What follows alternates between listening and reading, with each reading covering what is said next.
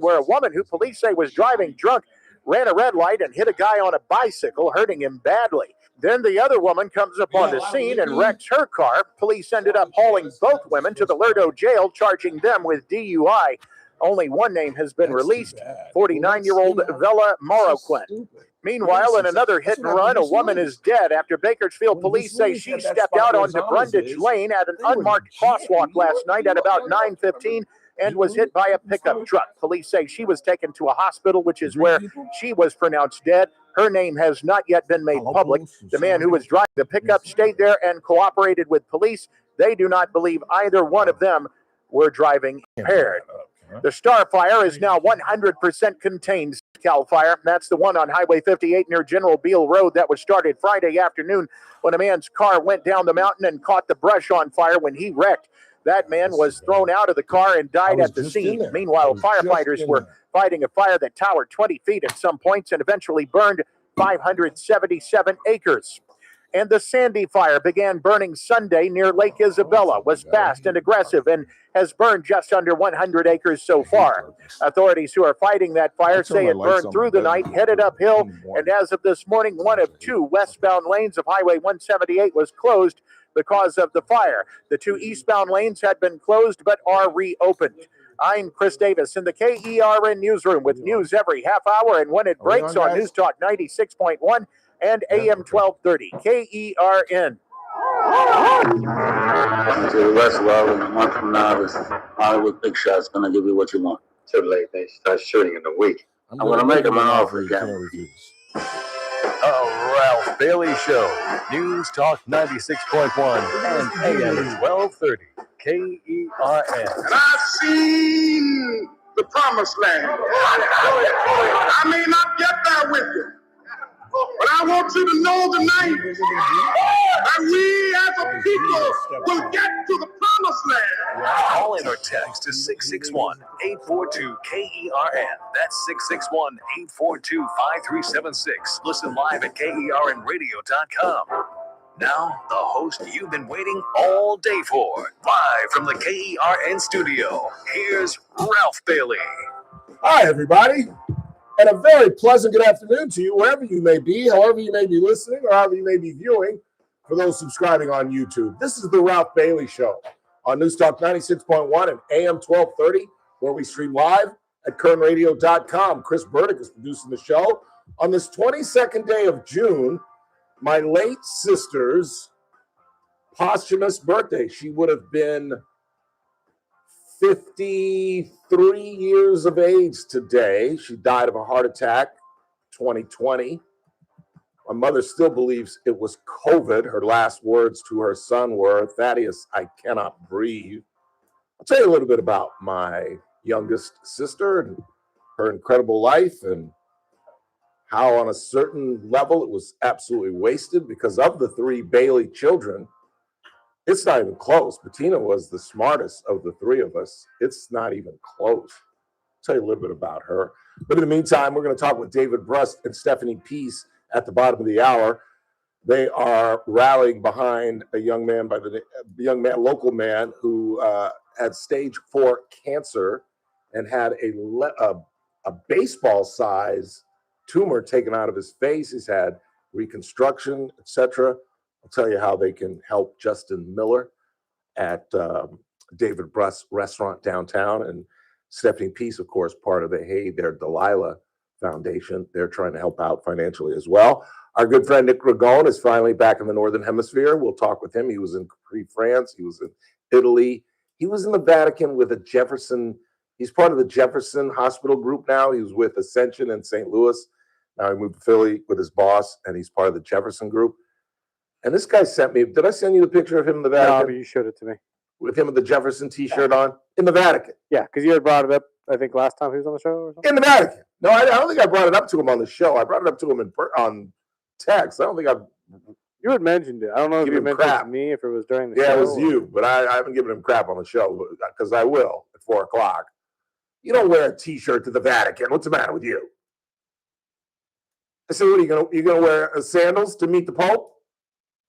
Which I guess technically would be kind of apropos if you're thinking about Jesus. She did Anyway, singles. yeah.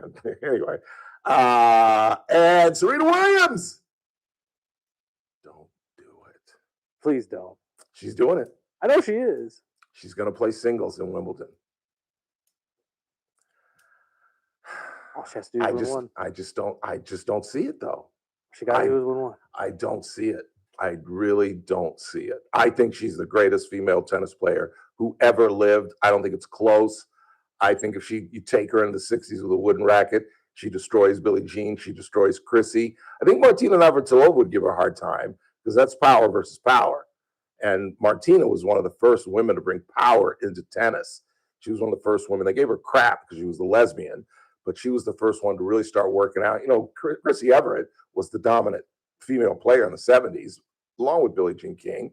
And they were very feminine and they didn't really work out. And Martina Navratilova came in and was like, screw that. She was doing weights and doing all kinds of things. And they made fun of her because, again, she was a lesbian, but she's the one that brought power in. And then you saw a lot of the others behind her, Steffi Graf and those other women trying to follow in those footsteps.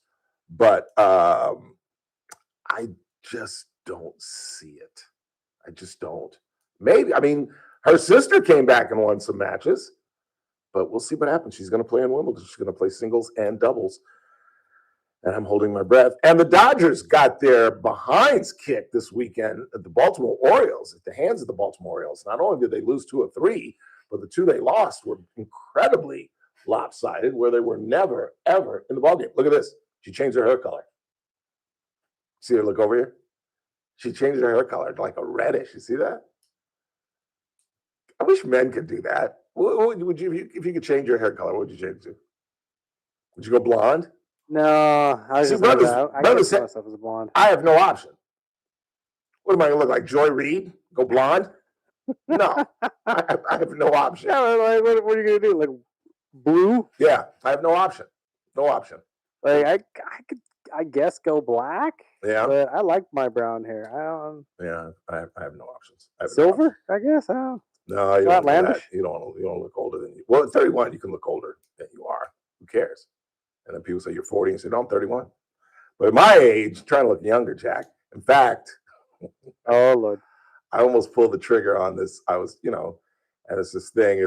And they accentuate black men too. And it's this cream that you can put underneath your eyes and around, get rid of the jowls and whatnot. It's $49. I almost pulled the trigger. And I was like, I need to stop buying things on the internet because I bought an outfit on the internet. These shorts are part of it. Okay. Cool white shorts. You see that? They're really cool. The shorts are. But for whatever reason, I thought the outfit was kind of cool. It's like a complete outfit. And it's got like ties up here and it's sleeveless. And it's got ties up here. And the brother that wore it looked really kind of cool. So somehow I thought, at 63, I could look as cool as this 35-year-old model. And I put that thing on, Chris, and I looked in the mirror and I didn't stop laughing for about 4 or 5 minutes. I was embarrassed to wear it to the Arco, but I wore it to the Arco. Did you really? Yeah, I wore it to the Arco. I'm aware it'll be a great house shirt. Oh, yeah. Because it's cool, it's sleeveless, but I don't have the guns for us. I mean, look at me sleeveless. You know what I'm saying? I'm an old, skinny old man. That if I had guns, it'd be one thing, but I got Derringers. If that, I got slingshots, and I just look ridiculous. But the shorts are kind of cool. See the shorts? Y'all can see? Yeah, enough of my wardrobe. What else is going on? I got some other things I want to talk about. Pride Month. I've got some comments about that. Talk about the life of Judy Garland, who died on this day. God, I didn't realize. You know how old Judy Garland was when she died? What was her name? Dorothy. Little Dorothy died at 47. And the reason I'm amazed by that is because I've seen video of her late in her very young life, and she looks like she's 65. But she died at 47, alone, on the toilet in London, I believe, of an overdose at 47 years old. And it was the studio's fault.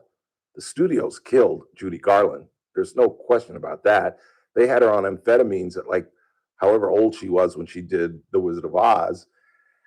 And of course, if they've got you on speed, they've got to put you on downers to get you to sleep. And they just created this drug addict. and all through the Hardy films, the Mickey Rooney films that she did, and all the musicals. And she's even part of the whole lineage of A Star is Born. She did A Star is Born. They thought it was going to be gargantuan. It was her and James Mason. And it wasn't very successful, but they created this monster and just killed this woman, Liza Minnelli's mother, who Liza would fall in the very same kind of trap. But let's go ahead and take our first break of the day. When we come back, we'll get into the peace agreement. Vice President J.D. Vance is headed back from Switzerland, proclaiming victory. And I'm sorry, you're not going to like me today, but I believe that the Trump administration and the sycophants on Fox that are supporting this deal as a good one are delusional, are absolutely delusional. Explain to me, and I don't want to make this a fight, but I want to honestly be enriched. Explain to me how giving them $300 billion, opening up oil sales right now, they're selling oil right now, and lifting of the sanctions right now benefits us. In my opinion, if they allow Donald Trump and Pete Hegseth to inspect their nuclear structures, they should still not get $300 billion. And I don't give a doggone that it doesn't come from us. That regime should never get $300 billion. This delusional idea that we can somehow pull these people back into decent society and that they're going to change is absurd. Nothing has been accomplished. Not regime change, not attitude change. And the idea that we're going to give these people money and that they're going to buy American products to feed their people. You do know this is the same regime that killed tens of thousands of Iranians. Not 10,000, not 15,000, but like 20, 30, 40,000 of their own citizens. And now J.D. Vance is flying back from Switzerland trying to convince us that we're going to give them billions of dollars and they're going to spend it on the people. If you believe that, then explain it to me, because that is delusional. That's the word of the day. And we'll also talk about, before we get out of here, 3 big deaths in celebrity Hollywood. James Burrows, the creator of, well, not the creator, but director on the Mary Tyler Moore Show. He was part of Taxi. He was part of Cheers. He put Friends together. One of the great comedic minds of the 20th and early 21st century died. Alan Greenspan, one of the economic geniuses of the 20th century, died. And Clive Davis, who led a very interesting life. I'll tell you how he got into music. He was not a music savant, as he ended up being. He was an attorney who happened to work for a firm that just happened to represent Columbia Records. And from there, the genius was born. Clive Davis died at 94. We'll get into his life as well. Quick timeout. We're just getting started on a busy week on this Monday. It's the Ralph Bailey Show on News Talk 96.1 AM 1230, streaming live at kernradio.com.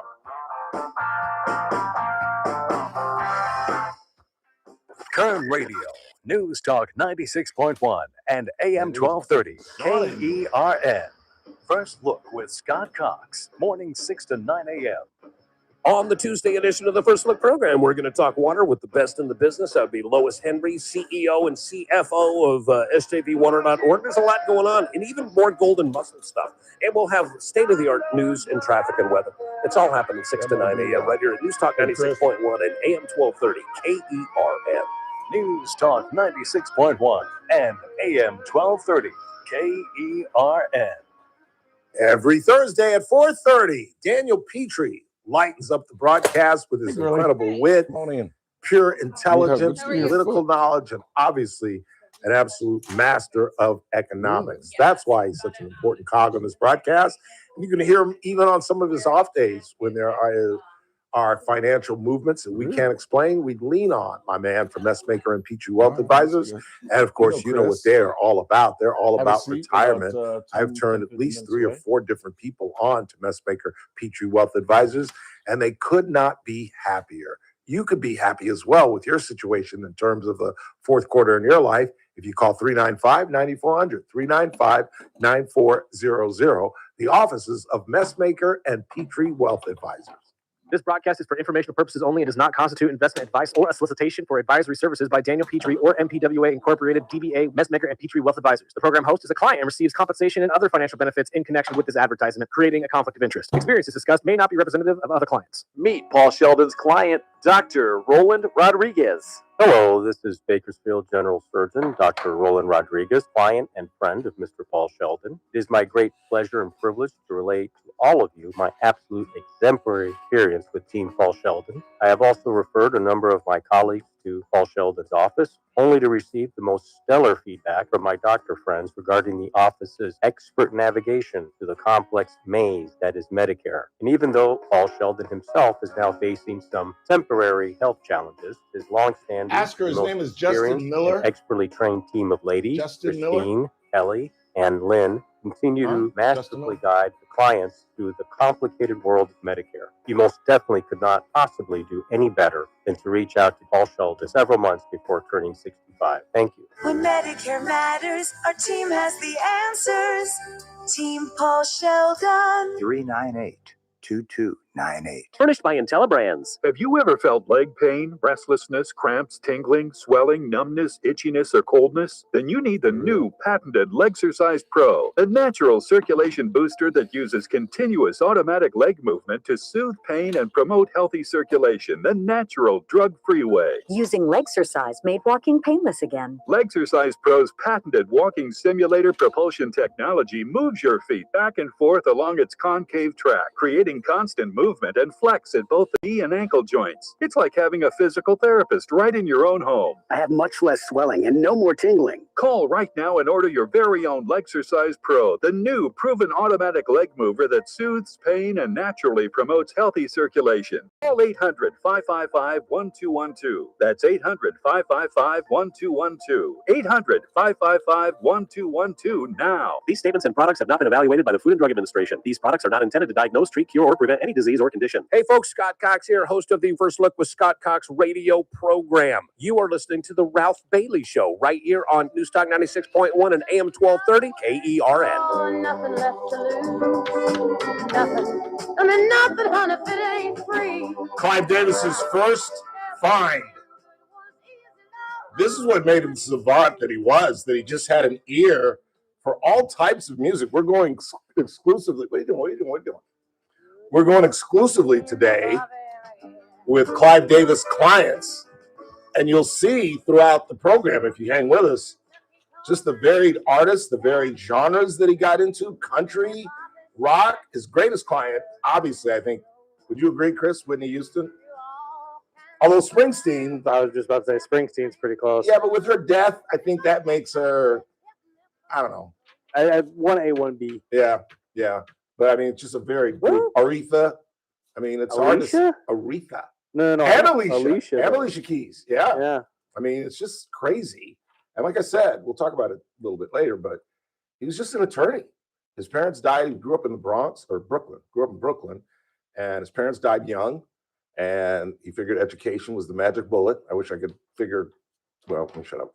Anyway, and went to law school, became a lawyer, came to Los Angeles, got to a law firm, and that law firm just happened to represent Columbia Records. And from there on, the rest is history. Meantime, here are the three major points that apparently have been agreed to, according to J.D. Vance, although the Iranians are pushing back on what he's saying, but you can't believe them either.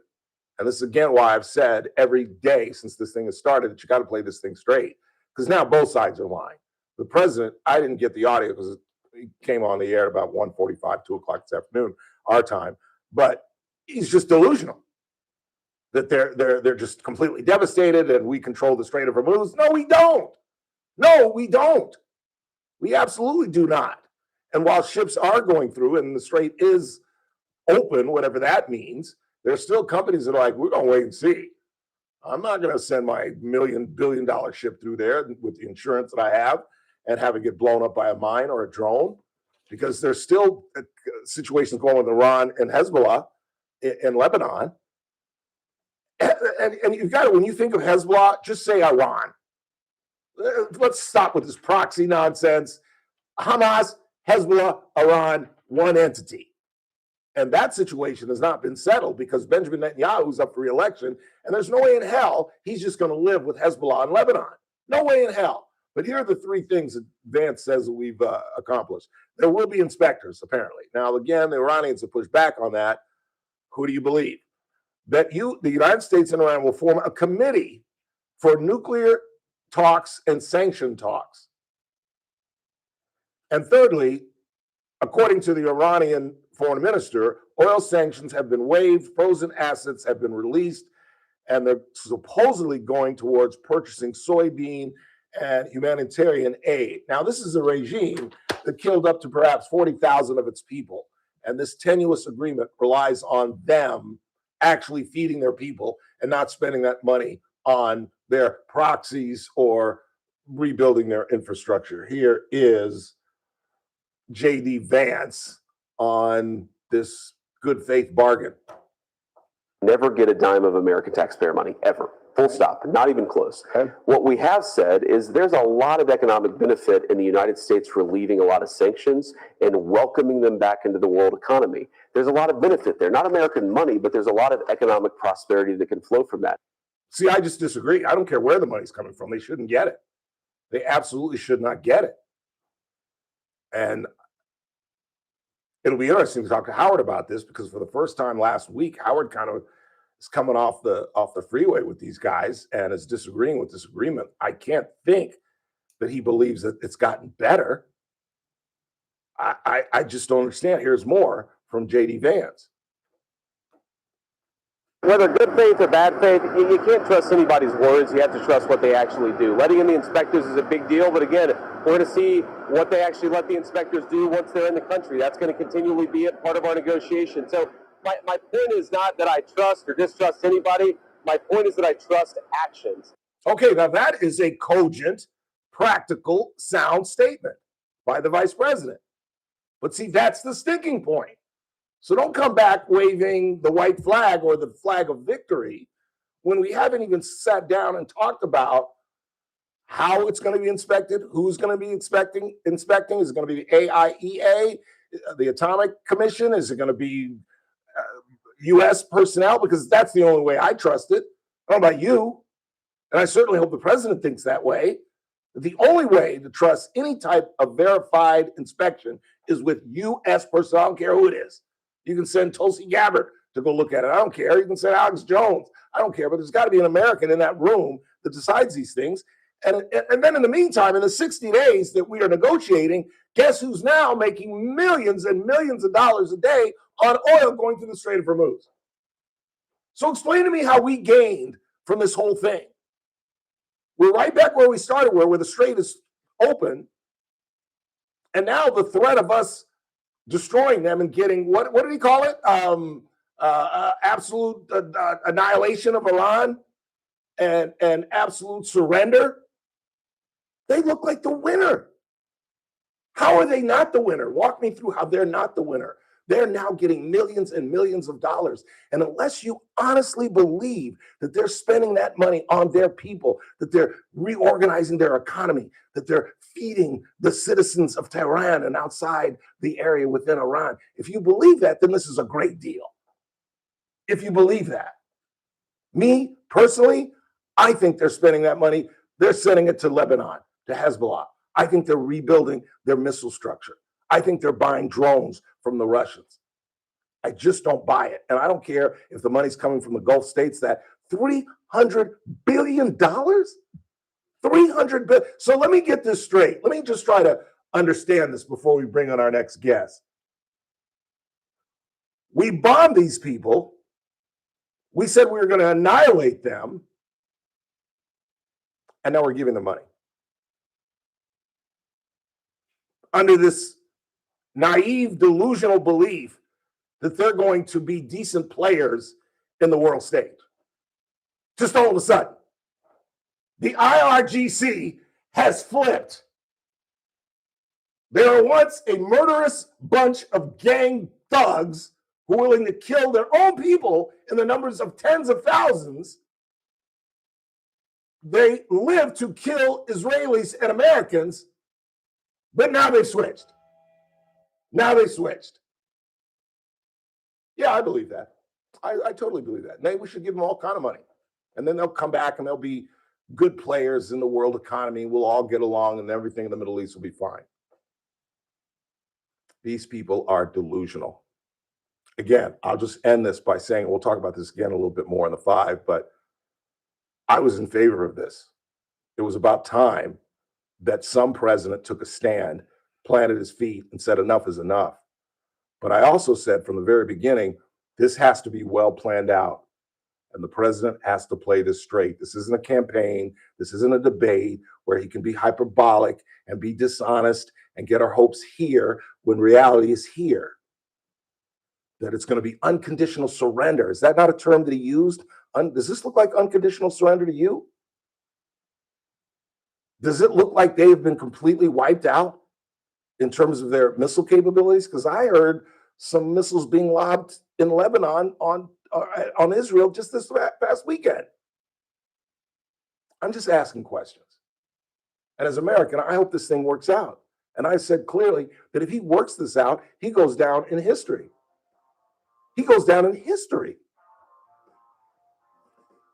I'm starting to believe, however, he is going to go down in history, but kind of in a Herbert Hoover, kind of Neville Chamberlain kind of way. And if you don't know history, I don't have time to explain it to you. Go Google him. We're going to talk about Justin Miller, Stephanie Peace from the Hey There Delilah Foundation, and David Brust are going to join us next. Don't go anywhere.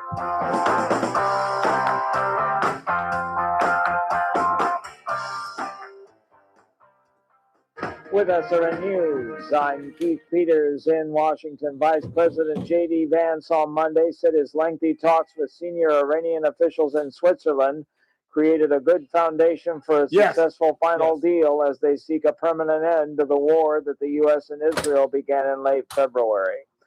British Prime Minister Keir Starmer has announced his resignation, forced out by his party after losing voter support. He will remain as caretaker until Labour chooses a new leader. Former Manchester Mayor Andy Burnham confirmed on social media that he will put himself forward to succeed Starmer.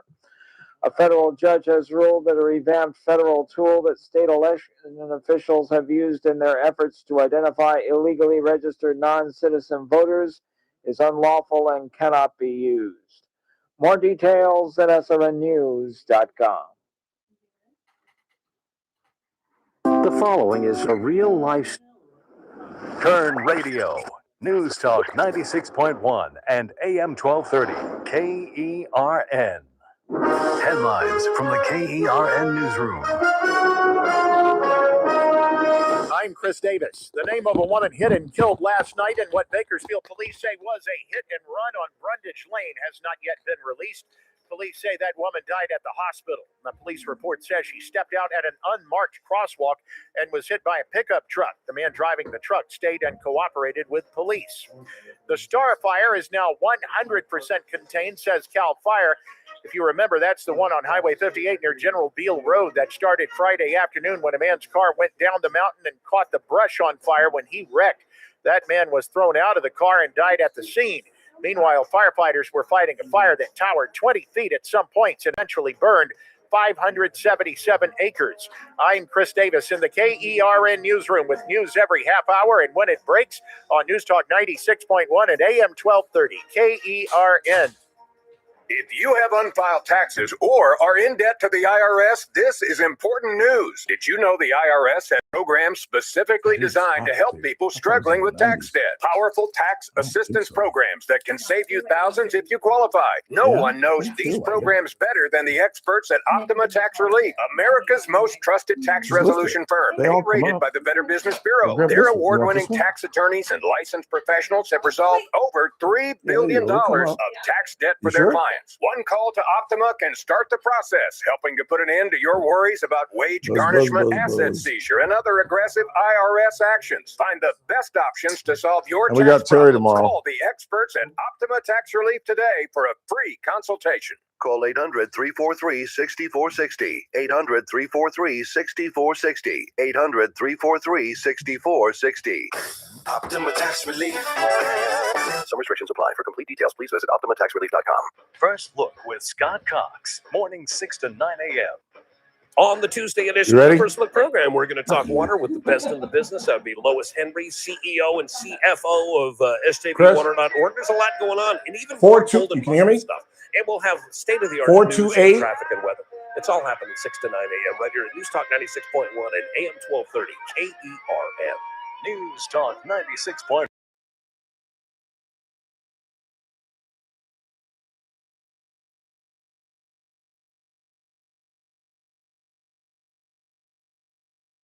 On News Talk 96.1 and AM 1230 KERN. We'll love you. We'll love you. Another Clive Davis client, tragic client, we found in a nightclub in New Jersey. She was a teen star in New Jersey. And, well, we'll talk about Clive Davis. But in the meantime, we're going to talk about Justin Miller. He is a cancer survivor, stage 4 cancer. They took a tennis ball. He's had reconstructive surgery, and with Brust over the phone, the local restaurateur and activist. And those of you who are watching on YouTube can see the lovely Stephanie Peace is to my left. She is a cancer survivor herself and is also part of the Hey There Delilah Foundation. Appreciate you coming in. And David, how are you, sir? I'm wonderful, my brother. I'm glad to hear your voice. Good. Where are you these days? Where are you out of town? I am in Morro Bay, in sunny Morro Bay right now. All right. That's all. Yeah, that's all we want to hear from you. That's all we need. Let me start with you, Stephanie. Tell us the story of Justin Miller. So we have a supporter here in Bakersfield by the name of David Brust, and he owns he owns Roosters Honky Tonk Cantina. He reached out to us because Justin Miller is a good buddy of his who was dealing with cancer, and it was fast moving, fast changing. And so we do immediate financial relief. So we were just going to give him $1,000 just to get the ball rolling. Right. But Honky Tonk, Roosters Honky Tonk has a huge support system, and so I believe that their clientele, their customers, wanted to do more. So they started to reach out to us independently and started to send donations. We all got together, decided that was probably our best option, was just to keep it going. It wasn't just going to be $1,000 that we typically do. Now we're pushing for $10,000. As of right now, we are $4,769.61 in. And the beauty of Hey There Delilah is because we don't even take a portion of this. So this is going to be 100% donated to him and his family. Nice. Yeah. So David, I should have started with you. I thought that Stephanie was closer to Justin than you are, but apparently you are. Tell us what you know about him and this rare cancer. How long has he been struggling with this, and how long is he separated from the surgery that removed the tumor from his face? It's kind of crazy. About 2 weeks before Cal Bush had that situation where he got sepsis and died, you may recall, it was about 3 weeks ago. Sure. Justin felt like he had a sinus infection, and he had gone to urgent care, got some antibiotics, came over to our house, and it's like, hey, I can't get over this sinus infection. I took the antibiotics and it's feeling worse. Cal Bush had just passed away. It was like a Saturday night. And I said, man, this happened to him. I think you need to go to the ER. And he went to the ER. Lo and behold, they checked him in and held him and took some tests and then sent him home. And then a few days later, he eventually heard from a doctor, said they think it's some sort of cancer, but it's a super, super rare form of cancer that only about 500 people have had. It's called nut carcinoma. And it took 3 different labs to finally come back and say, yes, that's what he has. That's how rare this thing is. And it was so quick, Ralph, it doubled in size every day. Really? Yeah. Yeah. It was every I've day. Never seen anything like that. Yeah. And ultimately, from what I heard on Bob Price did a nice piece on him, that it was a tennis ball size tumor. It was about tennis ball size, and I literally, Lily and his wife were talking, and Lily was like, Lillian is my wife, and Lily said, I think you need to just take him to the yard. Don't wait for down at the Keck Center in LA. Don't wait for all the referrals because this thing is moving too fast. And fortunately, they listened. They went to the ER, and it got him through really, really quickly to have the surgery. He has a huge incision underneath his eye that goes all the way to starts from the side of his eye, basically all the way underneath his eye to his nose, all the way down to the last line up to his lip, where they pulled his skin back, removed this tumor, had to graft a bone from his leg to his cheek, and then his entire palate had collapsed because of the tumor, just the pressure of the tumor, and had to have a prosthetic palate put in. Wow. It's crazy. They removed skin from his thigh to hold the palate in place, so everything would grow back together, and that's basically where he's at surgically wise now. Okay. And he was literally a day away from dying because they caught the tumor before it worked its way up to his brain. Yeah. That's how close it was because it was growing so fast. Right. Wow. That is an amazing story. And where is he now and what is his status? I'm assuming he's going to have to go through vast chemotherapy still.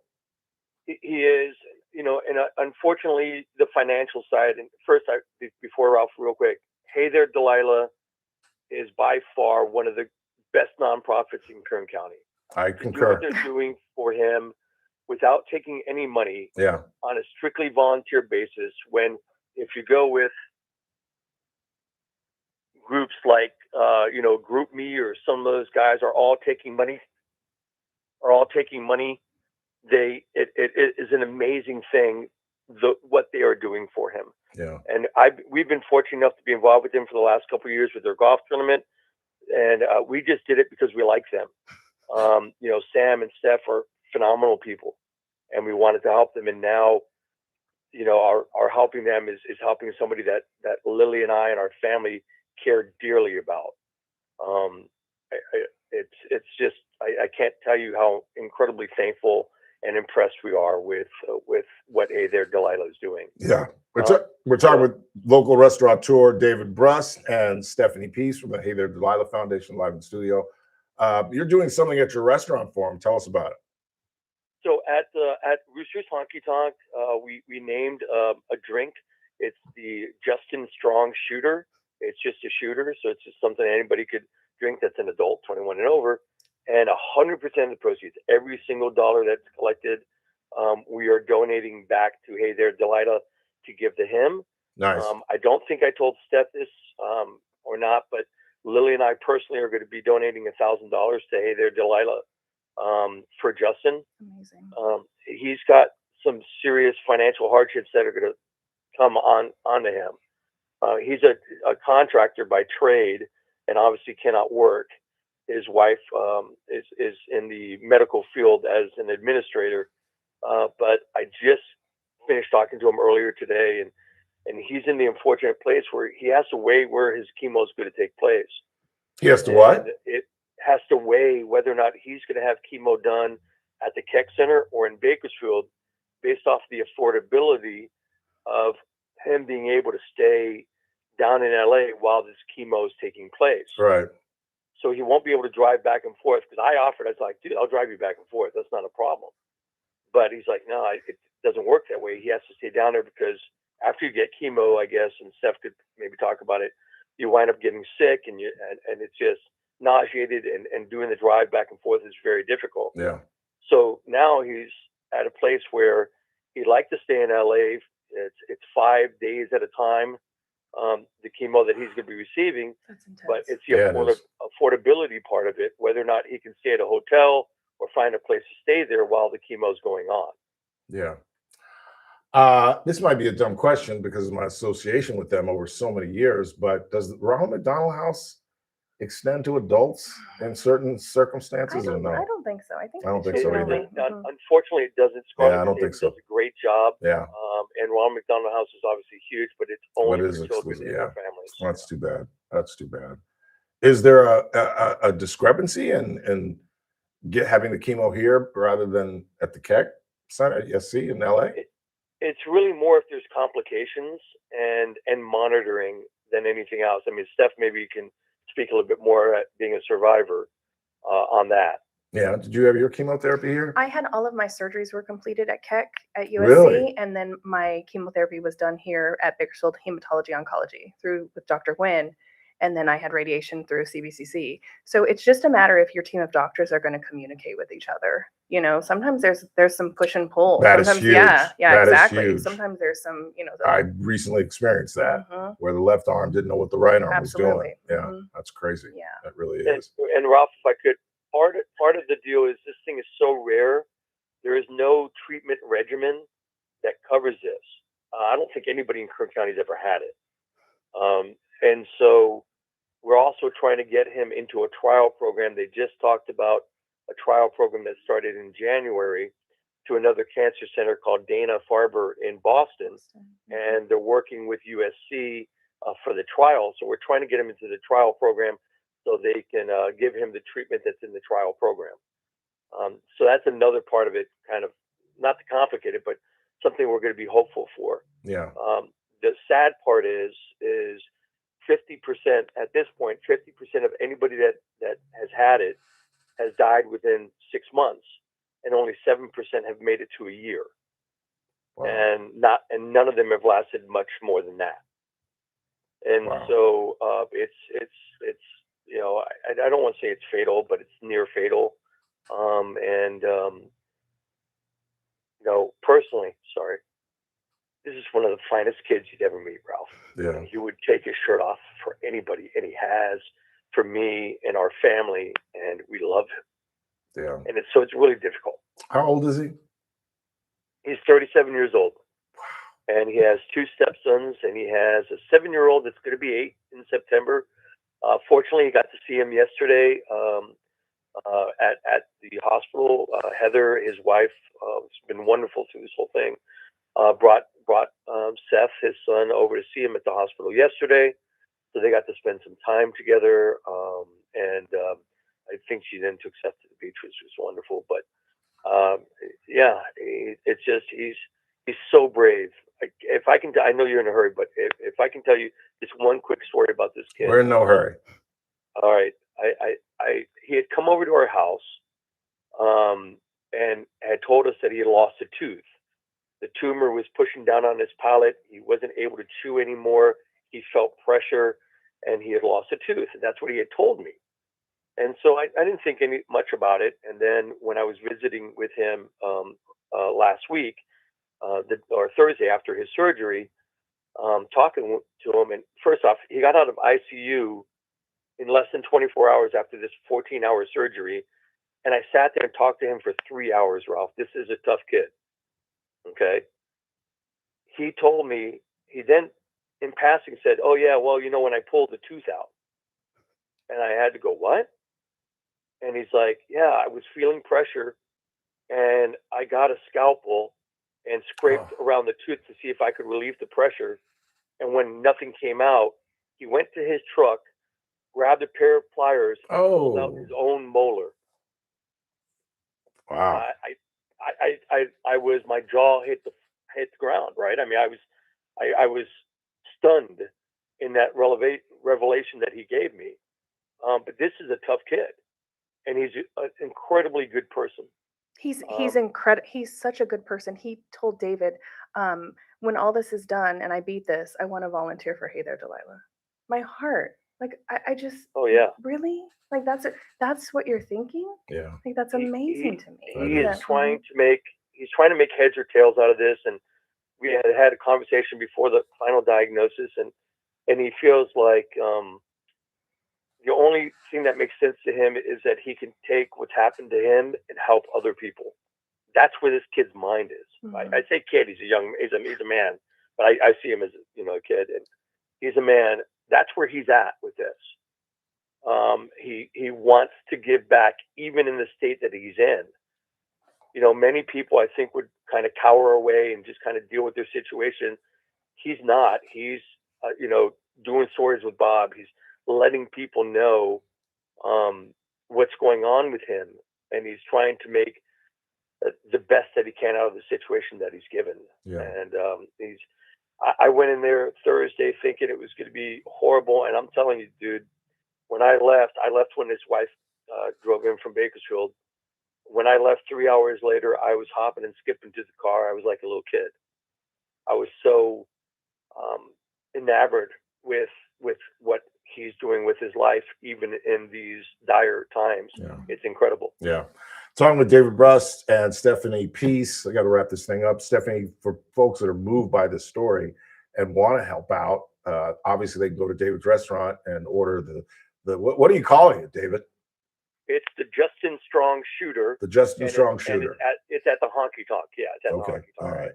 How can they help out if they want to help out financially? We have a website, heytheredelilah.shop. They can make donations there, or you can reach out to us on our Instagram, Hey There Delilah Official. All of our donation options are there: Cash App, Zelle, PayPal, Venmo, and like we said, 100% of donations with the hashtag Justin Strong will go directly to him and his family. Yeah, that's outstanding. That really Ralph, is. if I can say one thing real quick. Yeah. I know your listeners are incredible listeners, and some of them might have homes or something available to Justin down there. If somebody could reach out to Hey There Delilah, and we can come up with a place that he could stay at, I think the carrot at Keck is going to be what he needs, especially given the trial. But we're still wearing it. But if somebody's got a place that he could be comfortable at and crash while he's dealing with this, would be, you know, incredible. It would really be a godsend to his family. Yeah, that's good to know. That's good to know. We'll definitely get that message out. I appreciate you taking the time. Appreciate what you're doing for this young man. And Stephanie, thanks for coming in studio. Thanks for all the work that you do with Hey There Delilah. Yeah. Mm-hmm. Wow. Thanks, David. Always good to Bob. talk to you, man. Love you too, man. Take care. And thank you, Stephanie. Let's go ahead and take a break. We'll come back. We'll check the board, see what you all are talking about. Again, try to remind you how you can help out this young man and their family. Just look up the Hey There Delilah Foundation or head downtown to David's restaurant right there by Alley Cat, right there by where the Syndicate used to be. Everybody knows Roosters. Just get down there and have a shot, have a couple of shots, have some fun, and help raise some money for this man's family. Take a quick time out. Coming up at the top of the hour, Nick Ragone will join us. We'll talk about Wyndham Clark's second U.S. Open. Scotty Scheffler unable to get the career Grand Slam. And some of the weird oddities that happened at the 126th Open. And on Thursday, write this down, Manav Shah, who qualified for the U.S. Open, did make the cut, shot a very, very respectable 73-74, made birdie. I'm sure I posted it. You've seen it. Jim Scott posted it, the video on television where he's on the 18th green. For him, the 54th hole, the last hole he'll play, and he makes a 20-foot birdie to end his tournament. He left smiling. His family was there. Members from Bakersfield Country Club were there. And we're going to talk with him on Thursday. Quick timeout. We're coming right back. It's the Ralph Bailey Show on Newstalk 96.1, AM 1230. We're streaming live at KernRadio.com. Wow. That's Kern crazy. Radio, News Talk Hallelujah. I'm gonna send you 96.1 guys some and dough. AM 1230. Where do I go? Just KERN. Hey There Delilah First Foundation. Look with Scott Cox, morning 6 to 9 a.m. On Where the can I do Tuesday that? edition of the That First knows Look the English. program, we're going to talk water with the best in the business. That would be Lois Henry, CEO and CFO of SJVwater.org. There's a lot going on, and even more golden mussel And then stuff. And throughout we'll all have this, then he's gonna state-of-the-art die in a news year. and traffic and weather. That's It's all so- happening 6 to 9 just a.m. right here at News Talk 96.1 and AM 1230 KERN. News Talk 96.1 and AM 1230 KERN. Look, folks, when it comes to IT support, not all Stats companies and are the same. Many make big promises, but very few have the depth of talent, advanced systems, and proven solutions that Grapevine MSP Really? brings to the table. At Grapevine Well, MSP, that's they don't just encouraging, fix I guess. problems, they prevent them. Their fully managed IT They tell you services that? They keep tell you your you got a systems 10% running survival smoothly rate? and See, I securely would wanna know that. 24/7. So when something happens at 2 o'clock in the Yes. morning, you're not going to be stuck trying to reach your Make you provider. stronger. Grapevine MSP's local for team is you. already on it with Yeah. advanced network monitoring. They just generally catch the issue before you even notice, and they're calling you to say that it's already been handled. Their dedicated cybersecurity team protects you daily from evolving threats, while their industry-leading backup and disaster recovery keep your business online even in a crisis. All this for one simple, transparent monthly rate. Call 661-377-2992 or visit GrapevineMSP.com to schedule your free network evaluation today. Grapevine MSP Technology Services, the Valley's leading IT service provider. We all start as tiny seeds, needing care, love, and a little sunlight. Then boom, we sprout, stretch, and grow through the world of childhood and teen years. Before you know it, we're blooming, working, parenting, thriving. And yes, even golden petals can shine bright. Join Kern County Public Health and thrive like a poppy.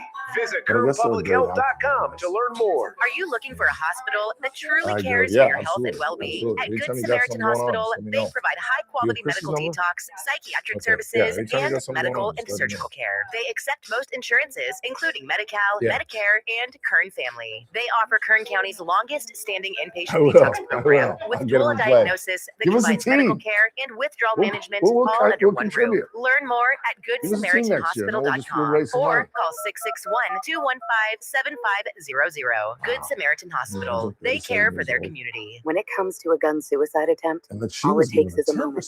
My son Ricky took his life by the use of a firearm. It broke me, and I contemplated suicide. Shit, maybe I'll go downtown tonight. I was gonna have to be here for him. I still own my firearm. I keep it in a safe because I want to keep my grandson and myself safe. Store your guns locked, unloaded, and away from ammo. Hear more safe stories at endfamilyfire.org. Brought to you by Brady and the Ad Council. Hey folks, Scott Cox here. Host of the First Look with Scott Cox radio program. You are listening to the Ralph Bailey Show right here on News Talk 96.1 and AM 1230 KERN.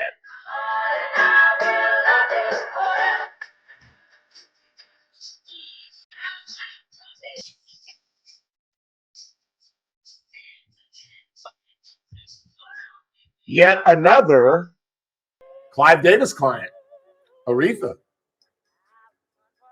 There's no question that this guy was the biggest mogul in music history. Music history. I mean, if you guys just wrote down the names that Chris is going to play today, it's a veritable who's who of 20th century music. It really is. The only thing that he didn't get into was like the Rat Pack. Other than that, just about every one of his clients. I mean, Janis Joplin, he went from Janis Joplin to Barry Manilow. You know what I'm saying? That's a wide chasm, you know, from 1960s rocker to I can't live without you. I can't smile without you. That's a little different from because that's how I interpret Janis Joplin. I'm sorry. I wasn't a fan. That's how Chris is cracking up. That's how I interpret her. That's what I hear. When I hear Janis Joplin, I hear the crazy kind of a hair. little Tina Turner on that. A little bit. I did throw a little Tina in there. Well, I mean, that was difficult. That really, really was. And kudos to David Brust and Stephanie Peace. And again, it's the Hey There Delilah Foundation. If you want to try to raise some money, I'm certainly going to send them some money. And I just told Chris, maybe we go downtown and have a couple of Justins at David Brust's place. But to come up with something that 500 other people have, and then to handle it as courageously as he did, if you have not seen Bob Price's piece, I strongly suggest you either watch the 5 or the 6 tonight, or go to their website and watch this piece. He talks, Justin Miller does, to Bob with the scar that David described and barely able to speak. And the YouTube listeners may have heard it when Stephanie and I were talking after the interview. But what is somewhat encouraging is, as I said, Stephanie is a cancer survivor, and they gave her a 10% chance of survival. And look at her. She's a hottie. She's healthy. Looks like she'd never been sick a day in her life. And they're giving Justin Miller a 7% chance. So there is a window. There is an opportunity. And I asked Stephanie, do they tell you that as a cancer patient what your survival rate is? And she said, yes. And I guess as a patient, I would want to know everything, but I'm not sure. That's a difficult question. Would you want to know that you have a 10% chance of living? I would want my doctor to be honest with me, but I don't know if I would want to know the percentage. Yeah, exactly. I wouldn't mind them saying, we'll be blunt. It's a very small percentage that you're going to survive. I don't know if I'd want to, exactly. I don't know if I'd want to know the number. Let me decide. 1 out of 10. Yeah. Let me just deal with it, because you think you're still going to fight regardless. But anyway, it's such heartbreaking. 37 years old with kids, stepkids, and his own children, and a wife that has to plan. We always talk about this debate. I started this when my dad died. Would you rather know that a loved one is dying or have it be sudden? I've always voted for the sudden, because that's the only experience I know. My sister died suddenly. My father died suddenly. But as the Irish say,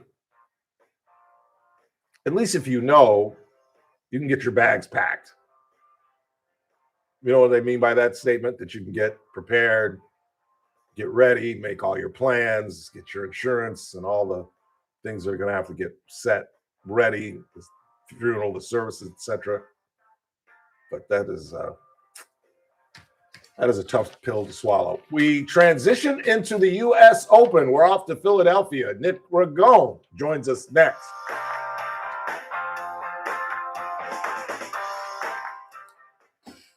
Kern Radio, AM 1230, KERN, 96.1 FM, K241CI Bakersfield, an American General Media I almost station. said, Hour from Town Hall, I'm Keith Peters in Washington.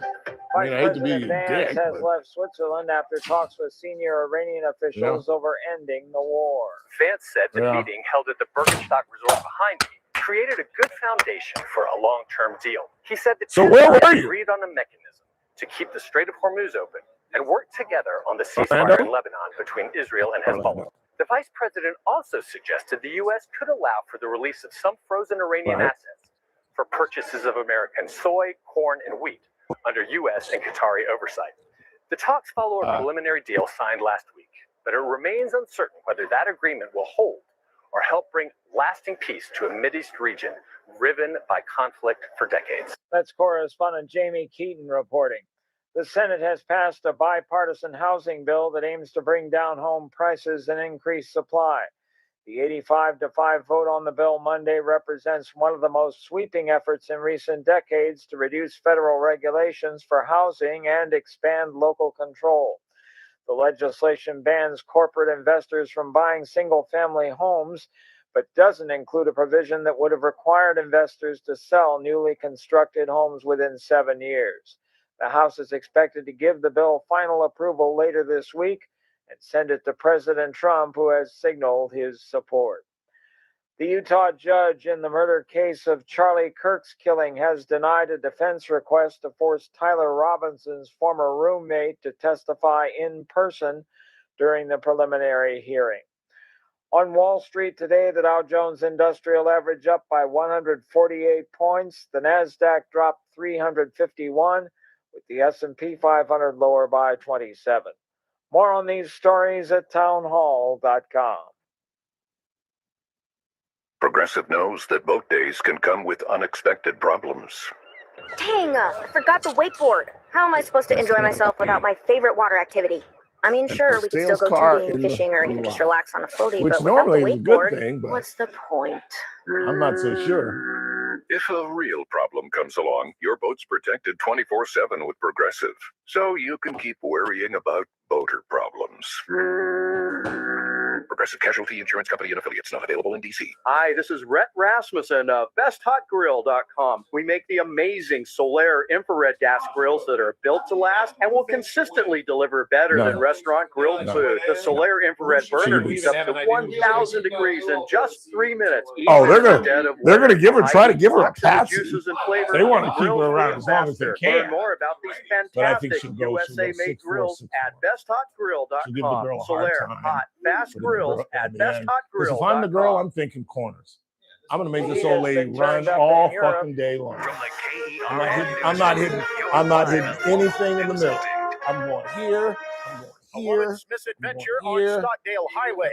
9 Chris Davis. Police are blaming that woman for almost hitting a cop who was on the scene of a hit and run at Stockdale Highway and Callaway Drive about 1 this morning, where a woman who police say was driving drunk ran a red light and hit a guy on a bicycle, hurting him badly.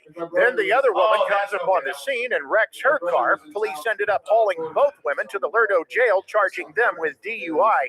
Only one name has been released, 49-year-old Vela Moroquin. Meanwhile, in another hit and run, a woman is dead after Bakersfield police say she stepped out onto Brundage Lane at an unmarked crosswalk last night at about 9:15 and was hit by a pickup truck. Police say she was taken to a hospital, which is where she was pronounced dead. Her name has not yet been made public.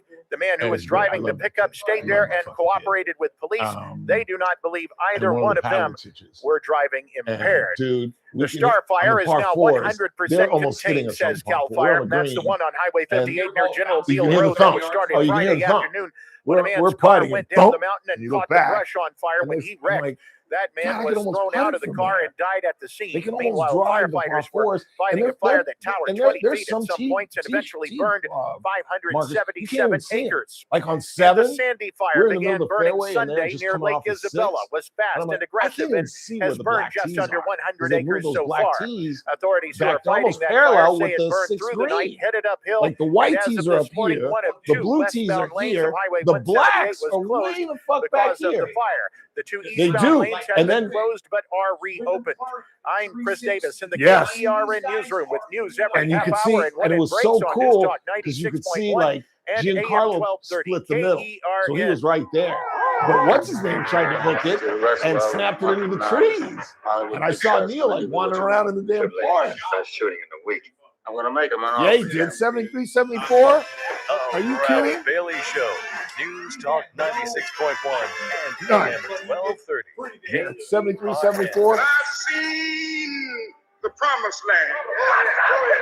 I may not get there with you, but I want you to know tonight that we as a people will get to the promised land.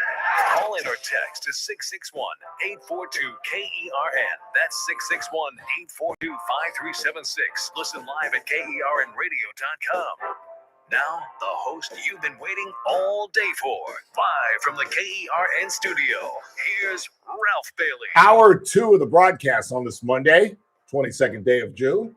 It's the Ralph Bailey Show on News Talk 96.1 and AM 1230, where we're streaming live at KERNradio.com. We still got lots to do. We'll talk a little sports in the 5 o'clock hour. Serena Williams has done what I asked her not to do. She's going to play not only doubles, but singles at Wimbledon. 4-6, 4-6. 4-6. She's going to give the girl trouble for a little bit, and then the girl, and I don't even know who it is, could be the 255th ranked woman in the world, but she's likely going to be in her 20s. And if I'm her father, if I'm her trainer, just hit the corners, honey. Just make her run all day long. It's fine. But it's Serena, so I'm not. Well, no. Keep the energy. I'm not. Keep the same energy. What, you, because I'm the mush? And exactly. I say she's going to win. Mush this. Yeah, okay. You're going to win the whole dang thing. All right, we'll see. We'll see. And the Dodgers are taking off to the north. They're taking on a 9-game homestand, road trip, I should say. They're playing the Twins for 3. Then we go to San Diego to play our arch enemies. And then we get to play in that bandbox in Sacramento. We're taking on the A's. Oh, that'll be fun. We got to create an over-under. How many home runs will Shohei hit in that little League park they're playing in? Because isn't that the park where they hit 11 home runs in one game? Yeah. I mean, it's a bandbox. It's ridiculous. They should not be playing there. They're waiting, obviously, to move to Vegas, but we'll get into that. And I got to tell you about Carlos Mencia, who just got out of jail this morning, the comedian who we told you about last week when Nate Hochman, the DA in L.A., made the big press conference saying he didn't pay his taxes for 6 years. And when the DA has a news conference announcing that you didn't pay taxes, they're going to make an example out of you. And he just got out of jail, spent the weekend in jail, spent Father's Day in jail. Isn't that nice? But in the meantime, we're off to Philadelphia. I believe is in Philadelphia. Who knows where Nick Ragone is these days? Talk about the U.S. Open and other matters. Mr. Ragone, where are you on this Monday? I am in Philadelphia, back in rainy Philadelphia after beautiful Italy. Tell us about your whirlwind tour Look, anybody that's ever been to Italy knows how beautiful it is. We did a week in Capri and a week in Rome, and it's hard to come back to the U.S. It's spectacular. Yeah, it really is. I saw you in the Vatican with your T-shirt on. Yeah, wearing my Jefferson T-shirt, my Jefferson blue. But I showed that to my mother, and she was like, "You tell him not to wear a T-shirt in the Vatican." I got that response from more than one person. I'm sure. I wasn't going to wear a suit to the Vatican. It was 100 degrees out, but I didn't realize. So I'd never seen the Sistine Chapel, obviously, before we went in there. But the hand of God, that piece of it is really not big. It's kind of small. I thought it was the whole sort of top of the chapel. It's kind of a very small piece. Is it really? Yeah. It's not in that picture, is it? No, it's not in that picture, but Michelangelo did the entire top of the Sistine Chapel. And so it's like 50 little vignettes, and one of them is the hand of God. And I always had the impression that it was giant, but it wasn't. It was much smaller. I mean, it's obviously gorgeous and beautiful and historic, but I was under the impression that it was the entire thing, and it's not. Okay. I didn't know that either. The other thing that I didn't know, we saw the basilica, which and I forget the formal name of it. It's 1,000 years old, and it's still to this day the largest unsupported dome structure in the world. It's the huge basilica right in the middle of Rome. It was built like around, I think, 800 AD. And and the engineering of it's amazing. Even the Colosseum, which we saw, because the Colosseum's so big, and they obviously had no machinery back then. How on earth did they get those heavy concrete slabs so high up into the sky and supported by beams without any machinery? Yeah, it's like the pyramids. You got to explain that to me. It me. really is incredible. Yeah, it really, really is. That's pretty cool. How long were you gone? About 10 days. And then we went to Pompeii and Vesuvius, which was really cool. Mount Vesuvius had some beautiful views there. And I saw Pompeii and the ruins there. It's just spectacular. Oh, that's incredible. That is incredible. What was not incredible was the U.S. Open. I've never been just so disappointed in a major in a long time. It teased me. It made me stay around because I thought he was Wyndham Clark, who I'm not a fan of. But you got to respect his game. This is his second now U.S. Open championship. And I thought he was going to spit the bit. I thought Sam Burns was going to make that putt on 18. It would have been interesting to watch a playoff. But he pulled it off, and you got to respect that, I suppose. Yeah, look, first of all, I do respect Wyndham Clark. I mean, he took a lot of flack. I thought the New York fans were a bit unruly. Yeah, that was ridiculous. That was absurd. It looked bad on TV. It felt like a Ryder Cup where the guy on the home soil was being booed. It didn't make any sense to me. Yeah. I get that he's not everybody's cup of tea, but he's a great golfer. First of all, he's not the first golfer to act poorly. I get that, having a sort of villain in golf, Patrick Reed or him, isn't a bad thing. But I thought he's answered those questions really pretty humbly. I mean, he gets asked nonstop, and he doesn't get tired of it. He just says, "Look, I made a mistake. It was my low point. I've learned from it." And first of all, I thought he played brilliant golf. He did not have his A game Saturday and Sunday, and chipped and putted as well as I can remember anybody. Secondly, I thought the crowds were small. I thought Shinnecock, it felt like LACC where there just wasn't big crowds. Yeah. It was low energy. It reminded me why the Masters is so great, because on the back nine on Sunday, it's nothing but roar after roar. It seemed like there was no energy. It didn't feel like a major. I mean, Shinnecock held out well, but it was an odd looking major on TV. I didn't like what the crowd did. I thought Wyndham Clark putted brilliantly and deserved to win, but it was a kind of strange event. Yeah, it was. And that's is that just the 21st century? Because you and I are both 20th century kids that grew up in a different era, different time, different decorum. And, we've seen it in tennis, where we've seen things I never saw when I was growing up, where people are applauding people who double fault or who put it in the middle of the net and stuff like that. I've never seen that. And now you're actually rooting for a guy to miss a putt. You're rooting for a guy when he misses the fairway. I've never seen this in golf. And I suppose it's only going to get worse. Yeah, I do think it's a combination of it is a modern thing. I mean, back in our day, you would never, ever have seen that type of thing. Even in a Ryder Cup, you didn't see it. Now, Obviously, it's standard fare in a Ryder Cup, but in a singles match, where it's not a team event. And look, if it was Colin Montgomery at Oakmont in 2003, the American crowd's going to get on him, or Sergio at that stage, right? But to have an American player, previous U.S. Open champion at the U.S. Open, be outright booed, his bad shots cheered. Yeah. You could hear them audible, cheers and roars when, a couple times when the ball went over the back of the green or whatever, and it wasn't just a pro Scotty cheer. No, it was like an animus towards him that I've never seen before. Yep. And again, I don't think he's that big of a bad guy. I mean, he made a mistake. He owned up for it. He's a little bit of a hothead. I mean, but there's a lot of characters in golf that do that all the time, and I just don't understand why he's being singled out. And I actually was rooting for him. I think he's a great player. I like his swing. I like his headspace. I like how he talks about golf, and I like that he's overcome some adversity. And I thought he played good golf, and I think he has a lot of great golf in it. It wasn't a fluke. He's been playing great this year. Yeah, won the LA Open, whatever they call it, or no? No, I think he won at Pebble, didn't he? Or did he win at Genesis? I thought he won Genesis. Didn't he win at Riviera? I think he won. I thought it was Pebble, but it could have been Riv. Chris is looking. But he's had a bunch of top tens. I mean, I think he and Matt Fitzpatrick are so far the two kind of, player of the year contenders with Rory, I guess. But I'll be curious to see if this win and how he's handled himself begins to rehabilitate his image. I mean, I think even a lot of the commentators on the Golf Channel elsewhere were saying, okay, enough is enough. Like, this was a little bit out of control. Yeah. Brandon Chambly, our favorite commentator, and I say that incredibly sarcastically, went on this rant. And guess whose door he put, because he brought up Sergio at the Masters, he brought up Wyndham Clark, he brought up Joaquin Newman. Is it Newman? Joaquin, the guy that acted like an idiot this weekend? And guess whose door he laid it on? Live Golf. No, Tiger. He put it on Tiger. He said that Jack and those guys never cursed, and the first guy on the tour that started cursing and throwing clubs notably was Tiger Woods. And he's saying this whole era of golfers were children when he was doing this, so they're mimicking him, and he laid it all on Tiger. And I was like, God, this guy. Tiger didn't really. I don't remember him throwing clubs. No, I don't either. He let out F-bombs. So there's plenty of guys in the '80s. I mean, I was at the Westchester Classic every year as a standard bearer, and I heard them from everybody. So that's just silly. Oh, I followed Lee Trevino on the senior tour at Rancho in LA. That's why I called the Notre Dame Catholics. I got it from Lee, and I can't repeat the things that he was saying to the fans.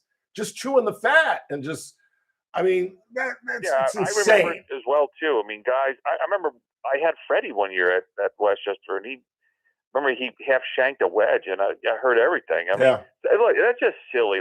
First of all, Tiger wasn't much of a look. He obviously got upset and this and that, but that's just silly. And I don't, Sergio's been doing that. Sergio was a contemporary of Tiger's, and Sergio's been behaving poorly for a long time. That's just in his character. Yeah. Neiman, that was out of character, but he hit 2 out of bounds and then came back and nearly won the damn thing. Isn't that crazy? Credit's due. What did he get? Explain what happened with Newman, because he got an 11 on that hole, correct? Yeah, he knocked 2 out of bounds and then hit the next one in the junk.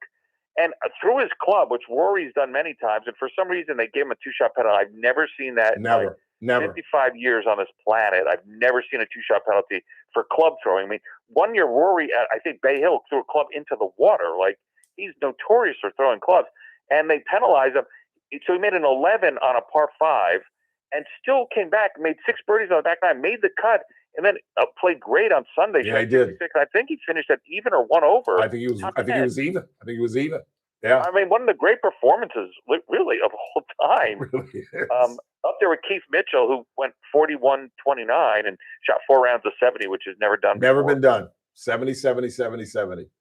That's pretty impressive. I think the USG, that was a very strange ruling because, again, I've been following golf for a long time. I've never seen a 2-stroke penalty for throwing a club ever. Never, ever. I've told my audience, have you ever heard my club throwing story? No. When I was in my late 20s, I used to throw clubs, and I used to play at this black course on Western Boulevard in LA called Chester Washington Golf Course. It was named after Chester Washington, obviously. And I played with a bunch of older black men is what I used to play with. And I used to play with this one cat who was really a funny guy. He loved it. He always said golf. He never said golf. He just said golf. We play golf. And I threw a 3-wood. And he said, "Come here, young man." And he said, "Do you know what you're feeding into?" And I said, "Excuse me?" He said, "You realize white people don't want us on golf courses. And when they see you, an African-American, do something stupid like that, that's their evidence. That's their proof. They say, see, this is why we don't. It's not a racial thing. These people don't know how to act on a damn golf course. And you feed right into that. And you know, I have never. He wasn't right in his analysis, but he was right in telling you not to do it. Yeah, I thought he was right in his analysis. I don't. Maybe. Back in those days, I don't know about today, but back in the 80s, and I have never even contemplated throwing a club since. Yeah, I mean, I threw a club when I was about 7, and my dad's like, I hope you enjoyed that throw, because if I ever see it again, you'll never touch another golf club. Yeah. Duly noted. I mean, that was back in my day. Like, you didn't really. Like Tommy Bolton, those guys. I mean, there were tour players that were famous for throwing clubs and all that. But growing up, if you threw a club once, some adult somewhere was going to take you aside and say, that's not happening. Absolutely. I had a friend once. I can't say his name. Not that he's famous or anything, but he we're playing a big match, and he missed a 3-footer on 17, and he took the flag stick and ran down the green and threw it like a javelin. I've never seen it. To this day, I've never seen it. It was in slow motion when you see it, and I was just like, this is going to be epic, and it went 40 yards down the fairway. That is funny. God. Let me leave you with this. On Thursday, we're going to talk with our boy Manav Shah, who shot a very respectable 73-74. I could even include you in the conversation if you wanted to, but if you had something to ask this young man, what would you ask him? And let me let you know what's going on with him, because I talked to his good friend Paul Guerra and a lot of people over the weekend, and we're so excited, but time's not on his side. He's not a young man in terms of golf. He's 34 years old, and if it's going to happen, it's going to have to happen pretty quickly. What would you ask Manav if you could talk to him on Thursday? I'd love to ask him just how you can't get a sense of it on TV, but just how sloped those greens were. Yeah. I mean, you saw some like 10 where damn near looked impossible, but did he think the course was, frankly, did it play fast enough Thursday and Friday? I mean, I think a lot of, they try to slow it down a little bit, make it faster. I'd be curious to know obviously he's a great player. If you qualify for the Open, you were a great player. Had he seen anything like, the setup at Shinnecock? And let me say, 73-74 at Shinnecock is super respectable. Yeah, it is. Yeah, it absolutely is. That's really good golf. I mean, I don't think TV does it justice on how small the functioning area of those greens are. I mean, you're talking about 6-8 yards at the most, and some of those holes like 10 where they have 50-degree wedges, they were terrified of those shots. I mean, I think Rory twice hit it over and made bogey. I mean, it's just there's nothing like Shinnecock. They kept trying to say, is Shinnecock like a links course to players? And they're like, no, it looks like it on TV, but it's not, because you still got to throw the ball way up in the air. Right. You got to play the game up in the air because those greens are so tricky and so domed. Whereas links courses have really flat, small greens, or not small, but super flat, and you can play it on the ground. There's no obstacles in front. This looks like a links course, but it doesn't play like one at all. Yeah.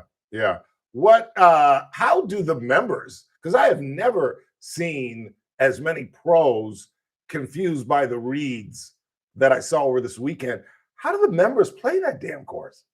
I mean, I think they play it so much that you probably could get members to caddy for the pros and they'd do better. Yeah, true that. The caddies there and the members there, probably the ones that have been around forever, know it like the back of their hand. I mean, that strikes me as a course where if you play there every day, like some of the members do, and you groove it, they probably, I wouldn't be shocked if some of the members and the caddies, could figure out those greens better than the pros. I mean, it just looks like one of those courses where it's so quirky and idiosyncratic. And I tell you the truth, I don't love it as an open course. I think it kind of doesn't look all that interesting on TV. Like, I'd much rather see Oakmont or Pebble, to a lesser extent Pinehurst.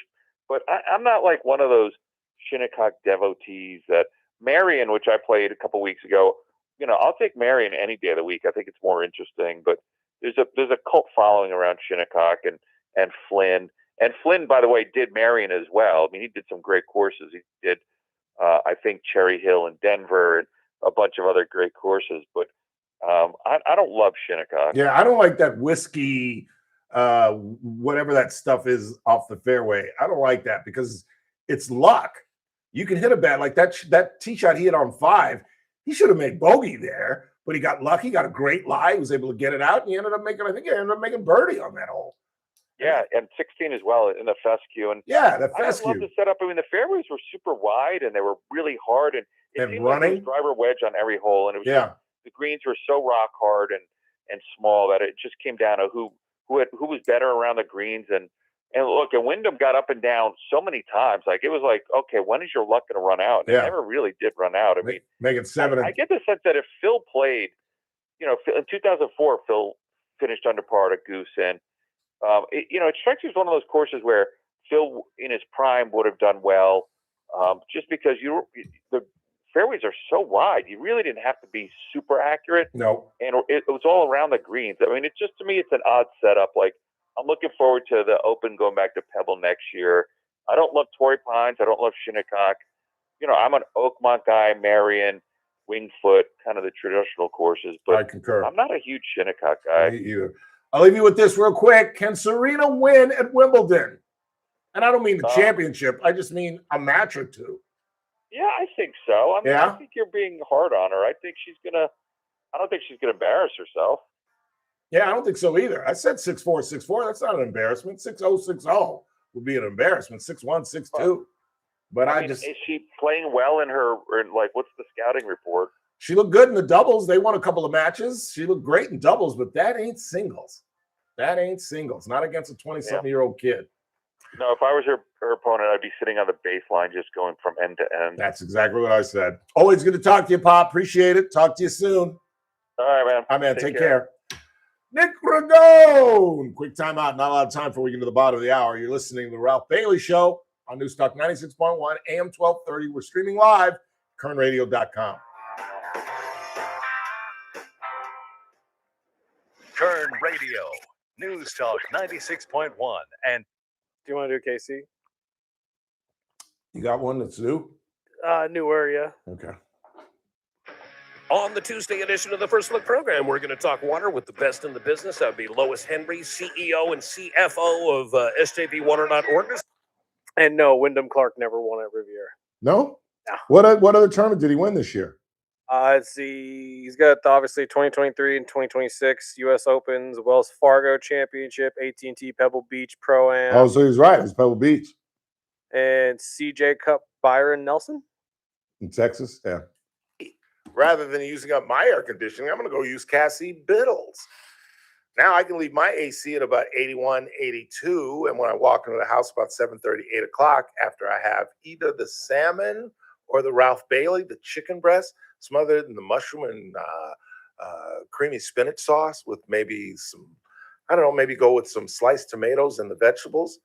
By the time I get home by 7:30, 8 o'clock, it's cool enough where I can just settle in and enjoy. So where would you rather be? A great way to beat the heat. Head to F Street and be under the care of Cassie Biddle's lovely ladies. When Rick Bentley finally went to Casey's Steakhouse, he told me, I see why you go there. The women are beautiful and the food is great. Rick raved about the pork chop that he had. And I told you, Romeo Agbalag, we had dinner the other night, and he had the ribeye that was surrounded in bacon and stuffed with blue cheese. Where would you rather be than KC Steakhouse, longtime sponsor of the Ralph Bailey Show? Carpet Outlet Plus. Every day is sale day. No one can beat us, no one can touch us. You won't find better prices. Shop and compare, we don't care. Take a look our way and come into Carpet Outlet Plus.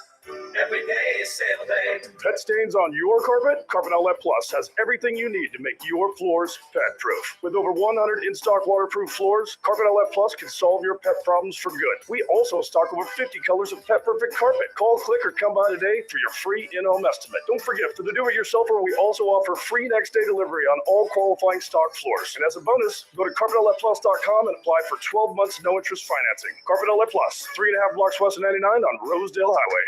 Carpet Outlet Plus. Every day is sale day. Buy gold and put some silver in your pocket. I know what you're thinking. Everything's expensive right now. How am I going to buy gold? It's Ron Paul. Nowadays, a lot of things are out of your control, but there is something you can do right now to diversify your retirement, and it doesn't cost you anything out of pocket. My friends at Birch Gold Group will help you convert an IRA or 401k into an IRA in gold, a time-tested hedge against inflation. Plus, in honor of America 250, Birch Gold is going to give you a special America 250 1-ounce silver round for every $10,000 you purchase by July 2nd. Text the word secure to the number 989898 to get a free info kit from Birch Gold and claim eligibility for this limited time offer. Again, text the word secure to 989898 today. Hey, it's JR Flores. Catch my show, The JR Show, starting at 1 p.m. Now back to the Ralph Bailey Show on News Talk 96.1 and AM 1230 KERN. Cause tramps like us, baby, we were born to run.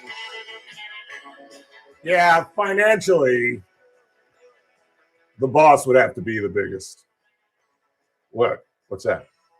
No, I'm saying that. Well, no, I thought you were like, yeah, he's number one. Yeah, the boss would be bigger than Whitney. Wouldn't be true if she stayed alive, but she. Oh yeah, if she had a longer career, obviously, I feel like that would be different. But and I've seen 2 different documentaries on Whitney's life, and everybody, including me, blamed Bobby Brown, who's a despicable human being, and he did play a role. But she was doing drugs long before she met Bobby. She was doing drugs long before she was a star. She was doing drugs as a teenager in New Jersey. She hung out with some hoodlums.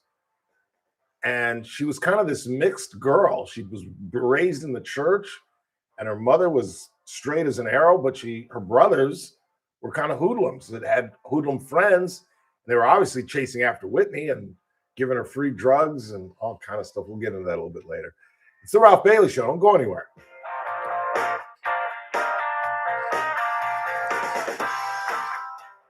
With SRN News, I'm Keith Peters in Washington. The Senate has passed a bipartisan housing bill that aims to bring down home prices and increase supply. The 85-5 vote on the bill Monday represents one of the most sweeping efforts in recent decades to reduce federal regulations for housing and expand local control. The legislation bans corporate investors from buying single-family homes, but doesn't include a provision that would have required investors to sell newly constructed homes within 7 years. The House is expected to give the bill final approval later this week and send it to President Trump, who has signaled his support. On Wall Street, a mixed day as the Dow was up by 148 points. The NASDAQ dropped 351, with the S&P 500 lower by 27. More details at srnnews.com. Did you really think Pure Talk was just going to... Kern Radio, News Talk 96.1 and AM 1230, KERN. Headlines from the KERN Newsroom. The Sandy fire near Lake Isabella is still burning, but both eastbound lanes of Highway 178 have reopened, with one westbound lane closed because of the fire. That fire started 3:30 Sunday afternoon and quickly spread, burning aggressively and heading uphill. Firefighters say it has burned just under 100 acres so far. Police say a woman was driving drunk and hit a man on a bicycle when she blew through a red light about 1 this morning. Bakersfield PD says another woman driving drunk came upon the scene going too fast and wrecked, nearly hitting a cop. That happened at the intersection of Stockdale Highway and Callaway Drive, and police say the man on the bike had major injuries. Both women, meanwhile, were booked into the Lerdo jail on drunk driving charges. I'm Chris Davis in the KERN Newsroom with news every half hour and when it breaks on News Talk 96.1 and AM 1230 KERN. Are you looking for a hospital that truly cares for your health and well-being? At Good Samaritan Hospital, they provide high-quality medical detox, psychiatric services, and medical and surgical care. They accept most insurances, including Medi-Cal, Medicare, and Kern Family. They offer Kern County's longest-standing inpatient detox program with dual diagnosis that combines medical care and withdrawal management all under one roof. Learn more at GoodSamaritanHospital.com or call 661-215-7500. Good Samaritan Hospital. They care for their community. First Look with Scott Cox, morning 6 to 9 a.m.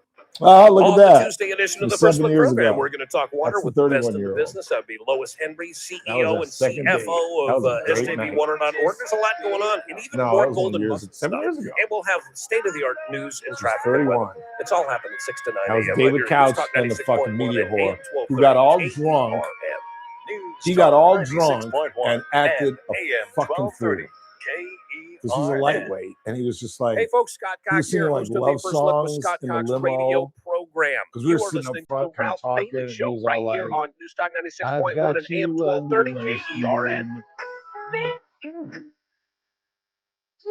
Just laugh and think it's fun. This shit, yeah, it's not the second gate. This is big. This could be the fourth in a row. God, I'm gonna forget that.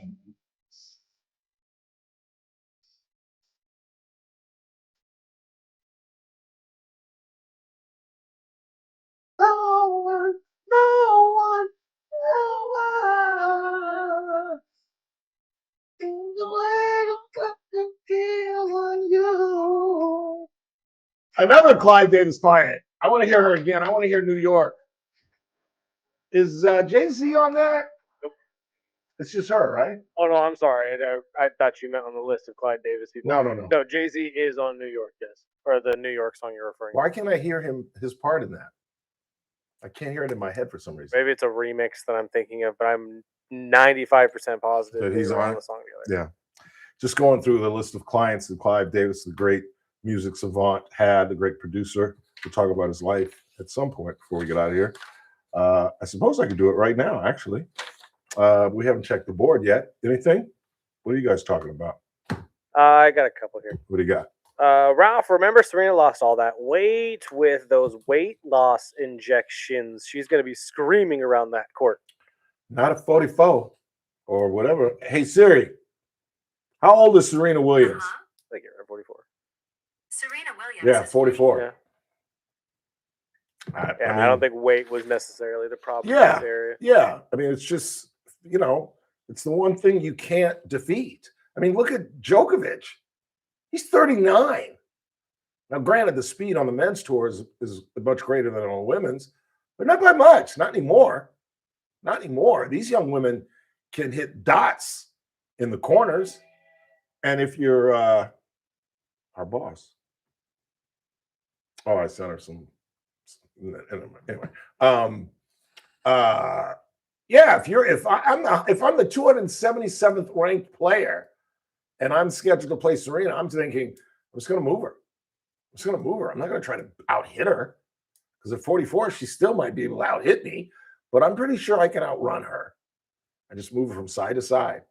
But again, she's Serena Williams, so I wouldn't put it past her that she wins maybe 2, maybe 3. God, wouldn't it be fun and exciting if she got on a roll? That would be, I'm telling you, if she could just get to like the quarterfinals, it would be just a ridiculous story. And of course, the NBC executives are going to church every day. They're lighting a candle every day. God, just get her to the quarters. We can raise the advertising rates in the middle of the damn tournament. After the first week, we can raise the rates. Are you kidding me? We got the queen of tennis. Please, just get her to the quarterfinals. And if she screwed around and made a miraculous run, it would be the greatest story since Tom Watson damn near won the British Open at 57. All he had to do was make a 4. And he wins. And that's we'd still be talking about it. And he had a 9-iron into the final hole. He was scared that he'd leave it short, so he hit 8. He hit it long. He chipped on. He had a 7-foot putt to win the tournament, and he hit it like a grandfather. Left it short, right in the jar. Made bogey and lost in the playoff to Stuart Sink. So, real question. If she comes back and wins, now again, long shot. No, that's a ridiculous long shot. But if she comes back at Wimbledon, wins the whole thing, breaks the record and all of Ties that, the record.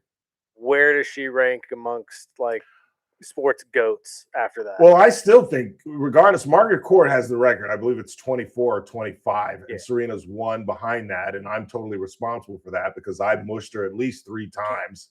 The other question I had to that, with her playing doubles, if she won a doubles championship, that does not count? No. Okay. No, it's strictly singles. Single, because if you combine them, she's clearly the major. Well, that's why I was curious. She's got 14 or 15 doubles championships in her back pocket. But no, it doesn't count. This is only singles matches. And Margaret Court, the homophobic Australian, who Billie Jean King, who's a lesbian, and Martina Navratilova, who is a lesbian and just happens to be one of the largest two voices in tennis, tried to get them to change where they play the Australian Open because they named it after Margaret Court. It's Margaret Court's court. And she is a vehement, open, vocal homophobe who thinks that being gay is a sin. And it may be, but who doesn't sin? I mean, anyway, we're not going to get on a gay discussion right now. But they tried to get USTA to not name it after her because of her bigotry, blah, blah, blah, blah, blah. But she has the title. And if Serena were to win, she would tie that. That would be great. And I would retire right there on the court. No, she couldn't. She'd have to go back. She'd have to go for the win. Yeah, she'd have to go to break it. She'd have to go because that's not even her best court. Her best court is New York City. She comes alive at the U.S. Open. In fact, let's find out among her. Hey, Ray! What's going on, Ray? Hey, Siri, how many Wimbledon championships does Serena Williams have? Serena Williams has won 7. Okay, she won 7 at Wimbledon. Hey, Siri, how many U.S. Open titles does Serena Williams have? Serena Williams has won 6 U.S. I Open don't know. titles. She got more Wimbledon than I thought. She was better at the U.S. Open. Well, anyway, she loves New York. She loves the crowd. The crowd loves her. And if she were to win Wimbledon, there's no way she would retire. She would have to go to U.S. Open and try to break it. She'd have to spend at least a year at all the majors to try to break it. If she were to, even if she gets to the quarters, if she gets to the quarters, she's going to be like, "Oh, I'm back, baby. Oh, yeah. I'm back in full blown." I don't feel like a return for her is just Wimbledon. You know what I mean? She's at least going to give all of them one more shot. Wouldn't you think? Yeah. Oh, yeah. Now that she's made the commitment to play singles, she's going to play at least a year. Yeah, at I would least. think so too. And if she doesn't get to the quarters in any of them, she'll bow out. What'll be the last one? We've already had Australia. We've had French. So the U.S. Open is the last one. So yeah, if she gets embarrassed, if she loses badly here, I think she'll still go to New York. Yeah. And then if she loses badly there, like if she can't get out of the first round in either one, I think she hangs it up in New York. Yeah. And she says, "Hey, especially if an injury happens or something. The summer's over. My daughters are going back to school. Yeah. It's time for me to be a mom again. This was a great summer for me. I loved it. I did what I wanted to do. Thank you all. I appreciate the love." She'll get a freaking unbelievable standing ovation in New York City, and then she calls it off. But if she's competitive, like even if she gets bounced in the first round and it's close, like she loses 6-4, 7-6, she's still going to be itching. She's still going to, because it's like me right now. I am so close to getting into Chris Zucchini's ass. I'm telling you, I lost by 5 strokes this weekend, Chris. He shot a 41 on the front. I shot a 44. He beat me by 3. I come open. He makes double. I make par. I got him. I'm down. I'm up 2 on the back on the first hole, and I'm down 1 total. Yeah. And we're going back and forth, and we get to 15, and I'm 1 down. And this is why I'll probably never beat him. He inexplicably, because he didn't play that well. He hadn't played in 3 weeks. Right. He sculls a chip, which is like, oh my God, call the papers, get the TVs out here. Did you see that? Chris Zucchini sculled a chip. And so now I'm in the driver's seat, and I've got an easy little chip. They're reformatting the grass around the front of the greens. So when I would normally putt, I chipped, because I would normally putt that. Mark Swain knows I'll putt off the fairway. I don't give a damn. But it's new sod. So I chipped it and I sculled it. So we're both in the same spot. Difference is his next chip is within 2 feet and he taps in. My chip is 6 feet. I miss mine and he wins the hole. So even when he screws up, that's why I'll never beat him, because I out-hit him. Now he's probably driving in his car like, Ralph, don't go too crazy now. He's like, I had an off day. Let's calm down. No, I'm telling you, I out-hit him. But with his short game, That's what makes or breaks it in the pros. That's why Tiger, father, before he ever let him take a full swing, taught him how to chip and putt. Before Tiger ever got the club to parallel, all he knew how to do was chip and putt. And he would take him with him to the golf course, and he would chip with other guys. He would compete with the pros. And then he started with the swing. But if you don't have, and I left in the bunker twice and still shot a 90.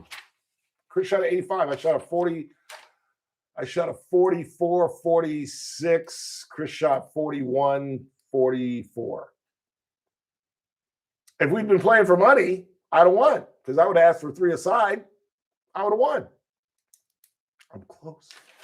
So if Serena's that close, she gonna keep on playing. She gonna keep on playing. A couple of things I wanted to get into. I don't know where to start. It's 43. Let's go ahead and take a break. We'll come back and talk a little bit about the life and times of Clive Davis. It's an interesting life. And he is joined in death over this weekend with Alan Greenspan and James Burrows. 2 names you may not be familiar with. So who were these men? Well, stick around. I'll tell you after the break. Then coming up at 5, we'll restart our lead story of the day. J.D. Vance is probably somewhere over the Atlantic, headed back to Washington from Switzerland. They were in Lucerne.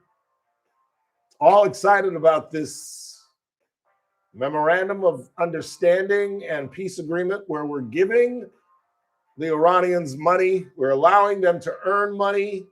We're unfreezing assets. And what we get out of it is a promise from the IRGC and the radical clerics that want to kill us. But that's a win, right? That's a win.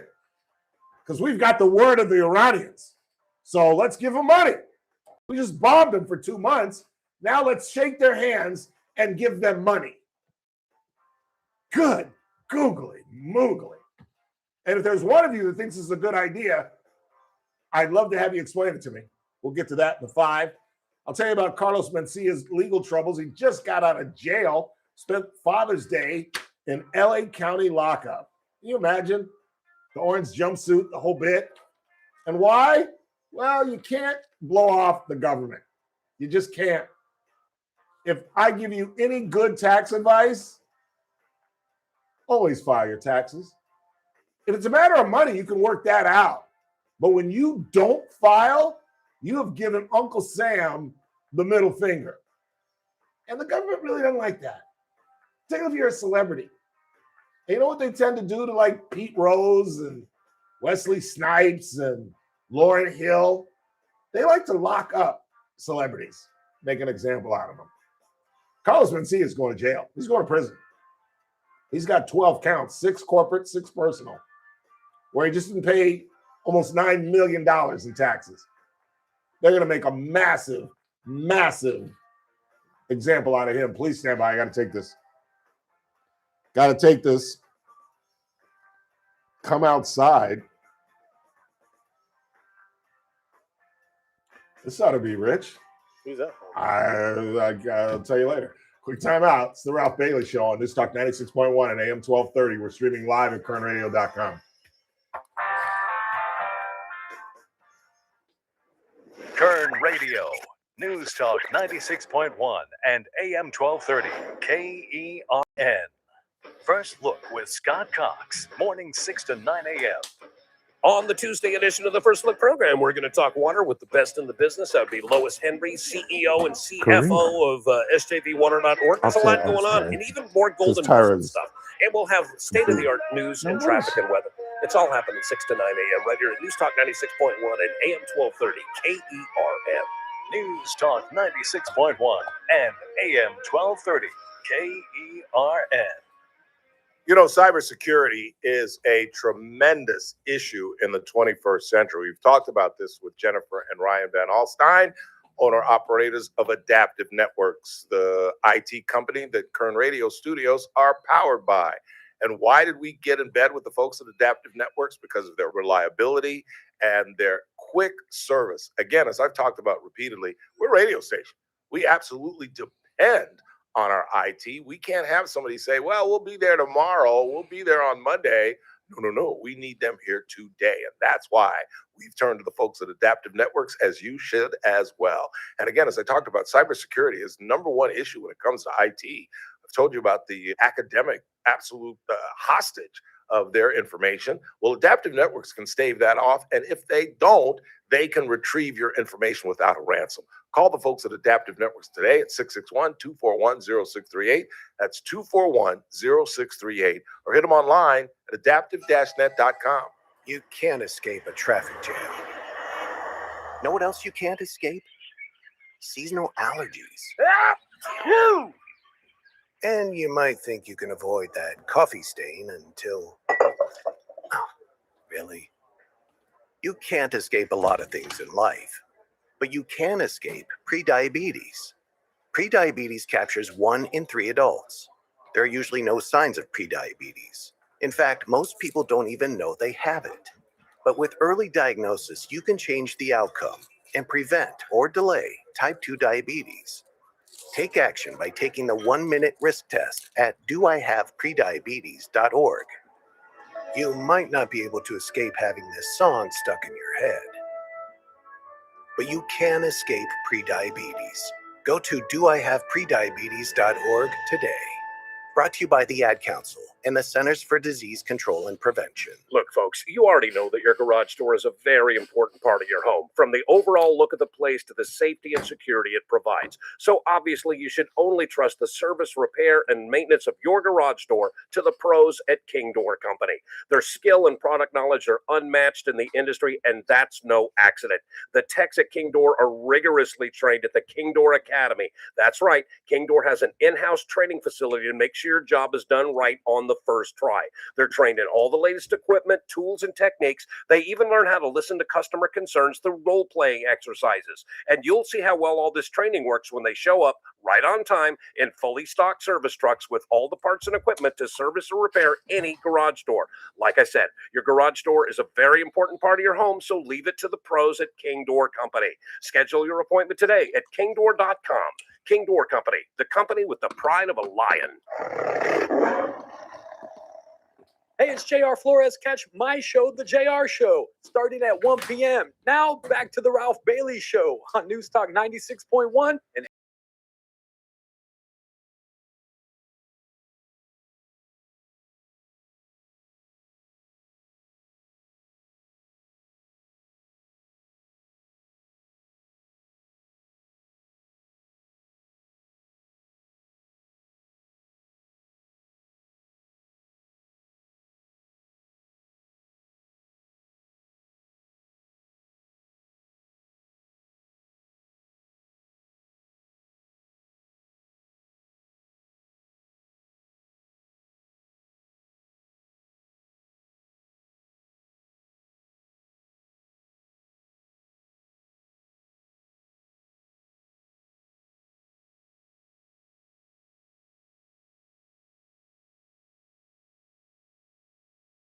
Clive Davis client. And again, like I said, the whole story begins with Janis Joplin. He was just an attorney. You know, I always thought or assumed that Clive Davis had to have been some kind of musician who got into the upper echelon of the music industry, became maybe a producer, blah, blah, blah. No, not at all. Not at all. Couldn't be further from the truth. The truth was he was an attorney. Grew up in Brooklyn. Parents died young, and he grasped that education was going to be his savior. Graduated from college, got his law degree, came to Los Angeles, worked for a firm, and just by dumb luck, by no desire, he didn't go to the firm because they represented Columbia Records, but they did. And within like 2 years, he went from general counsel, just giving Columbia executives legal advice, not even music industry advice, to then easing into that. And his first client was Janis Joplin at a time when a lot of people were, I don't know if you remember Janis Joplin, if you're young, but not a very attractive woman. not somebody that you would want to put on a cover of an album. And that was that era. Albums, you had to sell albums, you had to sell radio stations. And the other talent that he had was his personal ability to talk to radio executives. Do you know how they got songs on the radio in the 60s and the 70s and 80s and kind of in the 90s, and then it started to taper off in the 90s? Didn't they have to like meet with all of the radio stations and Money. Yeah. Payola. It was the worst kept secret in the entire industry. Where, I mean, and this is fairly recent, where the payola stopped. I mean, I remember when I was at Clear Channel, and they were involved in several lawsuits where radio executives were getting squeezed, and they stopped paying them, so they went to the government, tried to rat them out. But the way you got stuff being played was you paid these guys. And we could talk to Jay Reed about it, because I'm sure he's old enough to remember those days where it went from payola to they would come up here, and they still come up here and visit Jay Reed. He's our program director for our hip hop stations. And they take you to lunch, and it's all on them, and they bring you gifts, and they do everything they can beyond actually paying you. Well, Clive Davis didn't have to do that in an era when everybody was doing that. And that's what was the first sign that these huge companies were willing to invest in this guy. I mean, he'd do it with just personality, where he'd go to Pittsburgh. You know, big radio executives weren't going to Pittsburgh. They'd go to Bakersfield. They'd go wherever. And he would send them notes and just personal messages and say, look, because one of the favorites, and you'll hear it, Chris is going to play it at some point, Kenny G's famous clarinet solo that became a hit. That's one of the biggest Clive Davis success stories in his whole career, because nobody wanted to play that. Nobody wanted to play that. Are you kidding me? An instrumental with a clarinet. Was it a clarinet? What does Kenny G play? Saxophone. Saxophone? Saxophone. A saxophone solo on the radio in the 70s or 80s? Nah. Oh, no, it isn't a saxophone. I'm sorry. What is it, clarinet? I think it is a clarinet. Thank you. Bailey gets one right. I mean, that's unheard of. And Clive Davis was able to sell it, and Kenny G became a legend. He's an absolute legend. I got to see him at the Warehouse in Marina Del Rey. You've heard me talk about the Warehouse. It's I don't know if it's still there in the marina, but it's a restaurant with no ceiling. So when you're on the second floor, the second level, and it's like a square deal. Imagine this. And this isn't even his hit. This isn't a hit. But imagine trying to sell this to an FM DJ. Are you kidding me? I'm not playing this. But Clive Davis was able to maneuver it. And just one client after another, after another, after another. He got Chicago, Santana. This is all in the late 60s, early 70s. And just everything this guy touched turned into gold. And then I think his biggest discovery, along with Janis Joplin, was Whitney. Whitney Houston was malingering, even though she had a famous aunt. Dionne Warwick, is that her aunt or her cousin? I think it's her cousin. It's kind of like me. Like most of the people that you hear me reference as my uncles, like my Uncle Lucius and my uncle, my late Uncle Jimmy. They're not my uncles. They're my mother's cousins, but I couldn't call them Cousin Jimmy. So I just refer to them as my uncle. But it's an amazing life. It really is. He lived to be 94 years old, and just everything this guy touched turned into gold. It truly did. It's just absolutely amazing story. Let's read a couple text messages. We'll get into the 5. What do you got? Someone tightening us up saying Kenny G plays the alto sax. It does not look like a traditional saxophone. It looks more like a clarinet. That's why I thought it was a clarinet, because saxophones kind of turn. Yeah, they have like and this is just a straight. Looks like a. That's why I thought it was a clarinet as well, because I'm looking at the video and I'm like, that's clearly not a saxophone. But if it's an alternate type of saxophone, what does he say? It's an alto sax. Alto sax, yeah. Okay, yeah. This doesn't sound like a clarinet. Clarinet has a more deeper sound to it than that. But that's not even his hit. What Chris just played. What else you got? One more. Hey, Ralph, I don't think it's even a question that Serena Williams is the GOAT of women's tennis. Margaret Court played during a different time, and when many of the players didn't even go down to Australia they to didn't. play in the Open. You're absolutely right. That's a great point. Billie Jean King was one of the first. You're right. They would not go down to Australia because of the time difference, and it just wasn't that big a major. And you're right. You're right. They were playing with wooden brackets, and those ladies could not compete with the late 20th century or early 21st century players. It's like the difference between Jack's era and Tiger's era, and graphite and metal woods, etc., opposed to persimmon and that kind of the balata balls. It's just, you can't. That's why it's ridiculous to try to compare eras, because it's just night and day. The equipment, the times, the setting, everything is just it's incomparable. It's absolutely incomparable. So one more, and we'll get into 5, restate our top story, get into Carlos Mencia's troubles, etc., etc.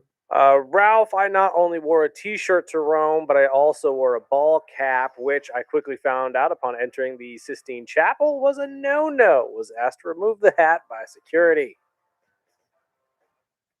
You really thought you were going to get away with a hat in the Sistine Chapel, huh? Really? Really? Wow. That deserves no comment. Of course you did. You're from Bakersfield. Of course you did. Am I supposed to be surprised by that? And I bet you had a beer bottle in your hand and you were spitting your tobacco in it as you entered the Vatican. Good Google Moogle. Quick timeout. We head into the 5. It's TRBS on a Monday. Don't go anywhere.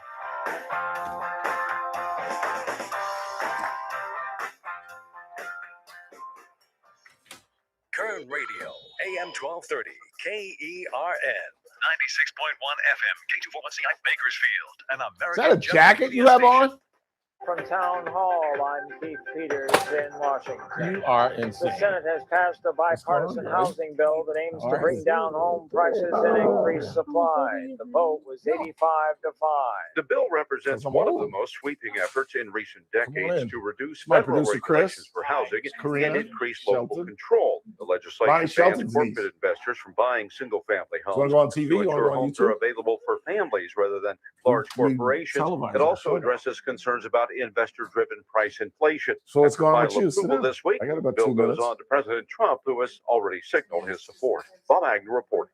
Britain's Keir Starmer went from election landslide hero to an ignominious downfall after his supporters deserted him. Totally sudden. Rather than dynamic, Keir Starmer was elected Britain's Prime Minister to be a safe pair of hands who would end years of political chaos under the Conservatives. His term was ending less than 2 years later.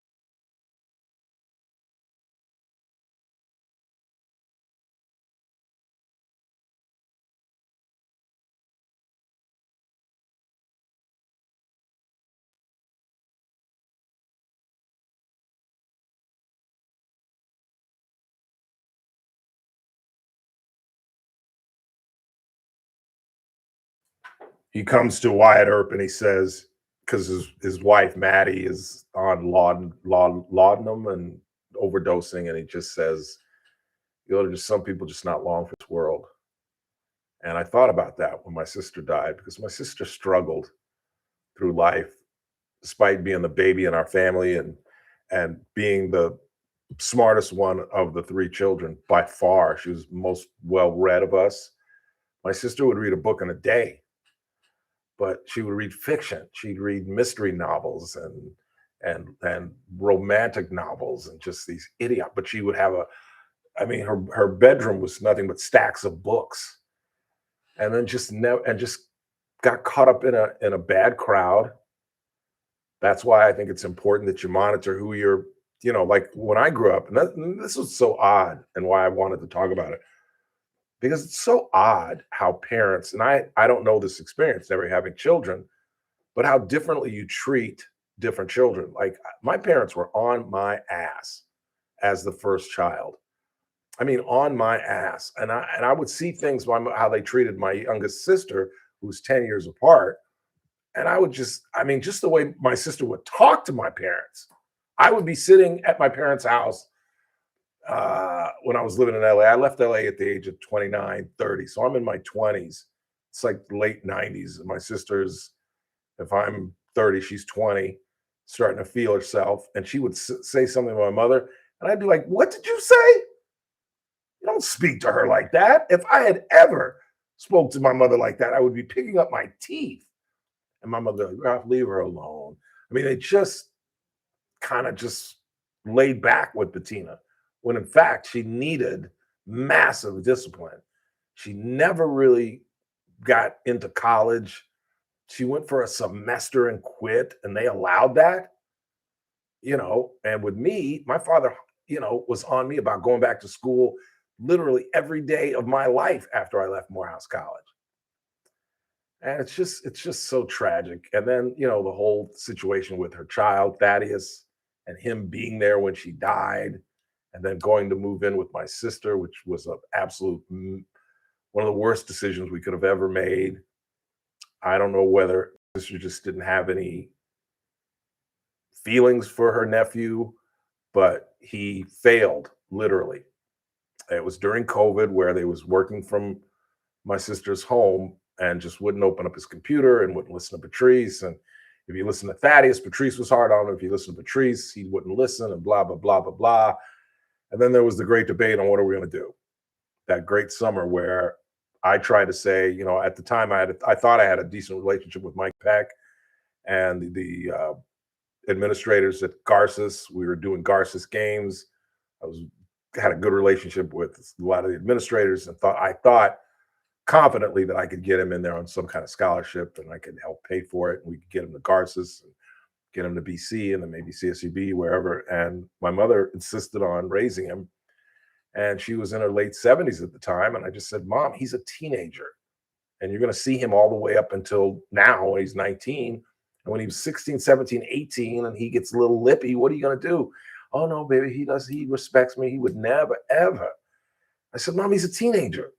He's going to push the envelope at some point. And to be honest, he never has. My mother's decision to take him into her home and raise him, got him graduated with a 2.3, 2.4 GPA, which sucks, but it ain't Fs. I mean, when I say he was living with my oldest sister and getting Fs, I mean, he was getting Fs, the likes of which I literally had never seen. And I went to high school with some dummies. I told you, Donald Diamont, the big soap opera star, dude failed like 2 classes and graduated because it's a private school and his parents gave a ton of money and they gave him a pass. But he was the worst student I'd ever seen in my life. And that's about as worst report card I had ever seen. I never got an F in my life, ever. I got a D once, but I never got an F. And he was getting nothing but Fs. And then he moves in with my mom, and she gets him up to a C, almost a C+. And now he's studying at the Pasadena School of Music, or LA School of Music in Pasadena, one of the two, and doing extremely well. And I just hope, that there is an afterlife, that there is a heaven, and that my father and my grandparents and my sister are all together. But it's such a sad story. She was such a brilliant girl. She really was. And just never could figure it out, that you have to have discipline, you have to have education, you have to have self-awareness. And the other issue was she had a lot of enablers. She kind of grew up the way I did, going to private schools, and had a ton of very rich friends. And Bettina was one of the most affable, lovable. If you knew Tina, you'd love Tina. And her friends enabled her. While she was bumping around in her 20s, her friends would help her out. They would lend her money. They would do things for her. They gave her an apartment. And even to this day, one of her closest friends is very much, I'll be blunt with you. I shouldn't say this out loud because it makes me look like an idiot. But to be honest with you, she lives in LA, which gives her an advantage. But my sister's best friend is closer to my nephew than I am. She looks in on him. I think she gives him money. I'm not sure. I asked my mother about that because I was like, we need to cut that out. We need to cut that out. I don't want her giving my nephew money. And she's the one that said she was going to get my mother into a different apartment because my mother's in a really small place. It's, but I think that did not help her little rich friends helping her out and just enabling her. Instead of grabbing her, if they truly were her friends, and saying, you got to get a hold of your life. You got to get back into school. You got to do something. And she just kind of bebopped around and just could never get it. And she had some self-esteem issues. She had alopecia. So she was in high school bald and had to wear a wig in high school, which I always admired because she really wasn't as annoyed or bothered by it as I would be. She really just lived with it and didn't have an issue with it. And then she put on some weight. And I think that's part of the reason for her death. But it's just sad. It really is. She could have been a force. She really could have been. She was a very, very smart girl. Let's go ahead and take a break. We'll come back and recap our top story. Tell you about Carlos Mencia. Are you a comedian fan of this guy? Well, he's going to prison. He's going to prison. I'll tell you that right now. He's going to prison. And Keir Starmer is no longer the leader of the Labour Party in Britain. He has stepped down as the Prime Minister. Do you know, I meant to ask Nick Ragone about this, get his thoughts. I don't like to delve into politics because now that he's doing something different, he doesn't like to talk politics a lot. But I would have been curious. Do you know that Great Britain has had 7 different prime ministers in 6 years? Or no, 6 and 7, 7 and 10. This is all since Brexit, which absolutely divided that nation. I'll tell you a little bit about Andy Burnham, the man that is going to be living in number 10 Downing Street, the home of the British Prime Minister. And the Dodgers start a big road trip in Minnesota, then off to beat up Manny Machado. And then we get to play in a Little League field in Sacramento against the Oakland A's. That's all coming up. Talk about that as well. You're listening to The Ralph Bailey Show on Newstalk 96.1 and AM 1230. We're streaming live at kernradio.com. Kern Radio, Newstalk 96.1. Luigi's. First Look with Scott Cox, morning 6 to 9 a.m. On the Tuesday edition of the First Look program, we're going to talk water with the best in the business. That would be Lois Henry, CEO and CFO of SJVwater.org. There's a lot going on, and even more golden mustard stuff. And we'll have state-of-the-art news and traffic and weather. It's all happening 6 to 9 a.m. right here at Newstalk 96.1 and AM 1230 KERN. Newstalk 96.1 and AM 1230 KERN. I touched a nerve with Luigi's fans over the weekend. I was approached literally by 2 or 3 people who just wanted to reminisce. And they were talking to me. A couple of guys at the golf course were like, I heard you talking about Luigi's, Ralph. And I forgot that there was a time where there was no air conditioning at Luigi's. And I was talking about how Gino Valpredo reluctantly has been taking over that restaurant for his family. Lynette Valpredo has been a part of it as well. And the parents were, Monty and Tony were longtime partners and involved directly. They've now stepped aside. Monty has since passed away. But Gino has been nothing short of miraculous with that restaurant, not only with the air conditioning, but the sprayers in the background and the way that he's gotten rid of the insects in the background. And of course, the warehouse has been an absolute game changer. There are all kind of different events. There are folks that have never been to Luigi's that have been to the warehouse for just a number of events. It's been an absolute game changer. And he treats their customers like family, their employees like family. It is just an absolutely familial atmosphere. Where would you rather be than in the deli with Lynette tasting Italian wines, or outside of the Bailey Bar, or just inside with Julie? It doesn't matter. It's Luigi's Restaurant and Old World Delicatessen, longtime sponsors of the Ralph Bailey Show. Meet Paul Sheldon's client, Dr. Roland Rodriguez. Hello, this is Bakersfield General Surgeon, Dr. Roland Rodriguez, client and friend of Mr. Paul Sheldon. It is my great pleasure and privilege to relate to all of you my absolute exemplary experience with Team Paul Sheldon. I have also referred a number of my colleagues to Paul Sheldon's office, only to receive the most stellar feedback from my doctor friends regarding the office's expert navigation through the complex maze that is Medicare. And even though Paul Sheldon himself is now facing some temporary health challenges, his longstanding and most experienced and expertly trained team of ladies, Christine, Kelly, and Lynn, continue to masterfully guide the clients through the complicated world of Medicare. You most definitely could not possibly do any better than to reach out to Paul Sheldon several months before turning 65. Thank you. When Medicare matters, our team has the answers. Team Paul Sheldon. 398-2298. Before you hit the road for the holidays, make sure your car is ready for the journey. Kern Oil Change keeps your engine running smooth and your family safe. No appointments needed. Just drive in and their fast, friendly team will get you back on the road in minutes. Don't wait till you're stuck on the side of the road. Stop by Kern Oil Change today and travel with confidence this holiday season. Kern Oil Change has 2 locations to serve you: 3706 Coffee Road and 5651 Auburn Street. Kern Oil Change is open 7 days a week. Follow us on Instagram for additional things. Hey folks, Scott Cox here, host of the First Look with Scott Cox radio program. You are listening to the Ralph Bailey Show right here on Newstalk 96.1 and AM 1230 KERN.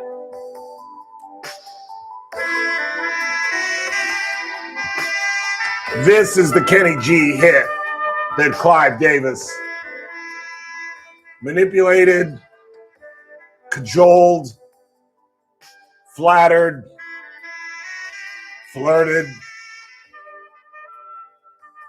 and coerced program directors all over the country who didn't want to have anything to do with this. Imagine being a program director on, like, where would we play this? We couldn't play this on Hot, could we? Late night? Yeah. Get away with it late night. What do we play? Where Steven and K-Big? K-Big, yeah. But I mean, he sold it to hip-hop stations in the 80s and the 90s. Hip-hop was just getting off the ground, but they're playing Run DMC and Houdini, and he gets them to play Kenny G, and it's a hit.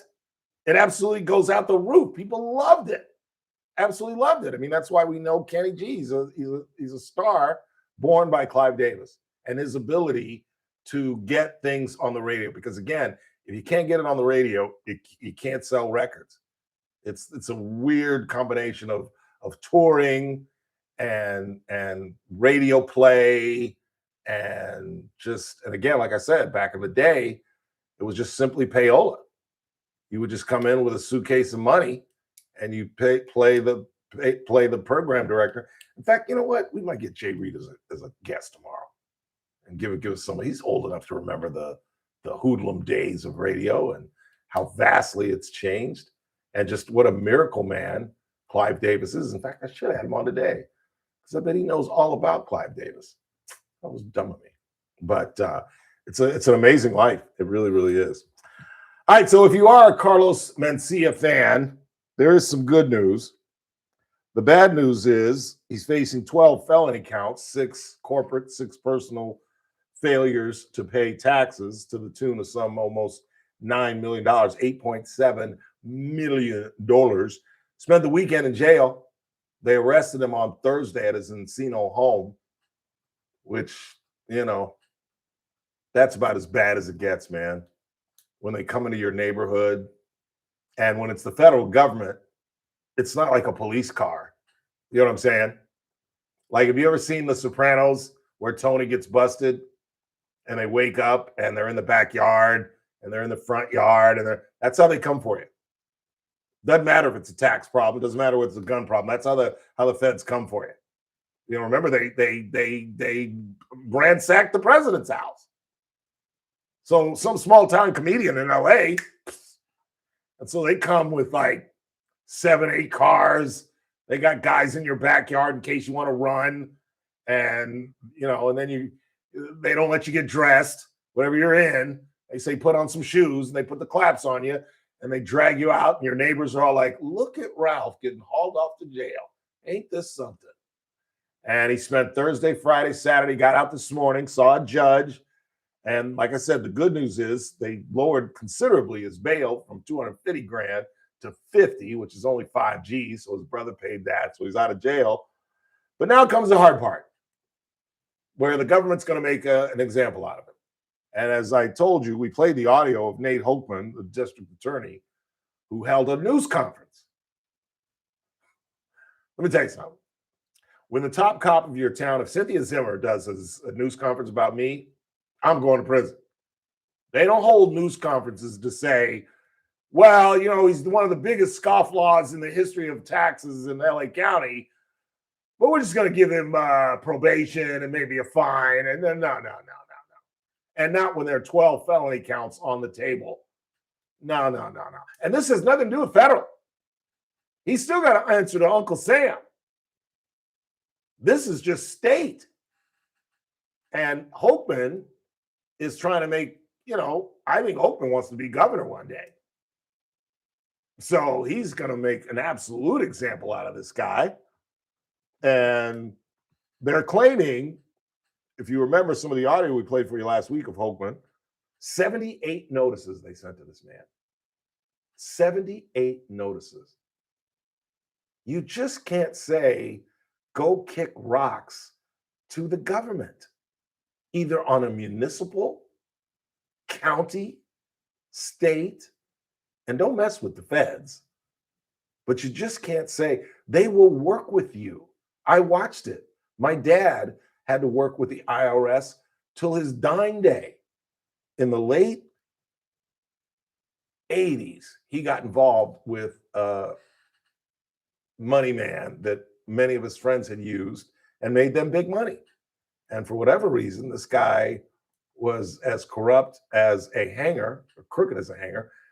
And somehow my dad's buddies dodged the bullet, but my dad got stuck and owning stuff that he gave him power of attorney and ended up owning these ratchet hotels that he had invested in that couldn't possibly. Once we saw the pictures of the places that he owned, my dad owned a pink hotel in Tijuana. Swear to God. We saw the pictures and he had no clue he owned it. No clue. Because he'd given this guy power of attorney. And I always wanted to ask. Like, Pop, you're like one of the most conservative fiscal guys. My dad had to steal money from my grandparents. He literally had to steal money from my grandparents because my grandparents did not believe in banks. They were that era. And my grandmother, I think, had like 10, 11 grand. Literally. This is how these cliches become cliches, because that's how that generation lived. But she literally had about 10 grand stuffed underneath her mattress. And that's, don't you always wonder where we get those cliches? Stuff it on the mattress. That's how, because that generation literally would take their savings and stuff it on the mattress. And my father found out and literally stole it from her and put it in the bank.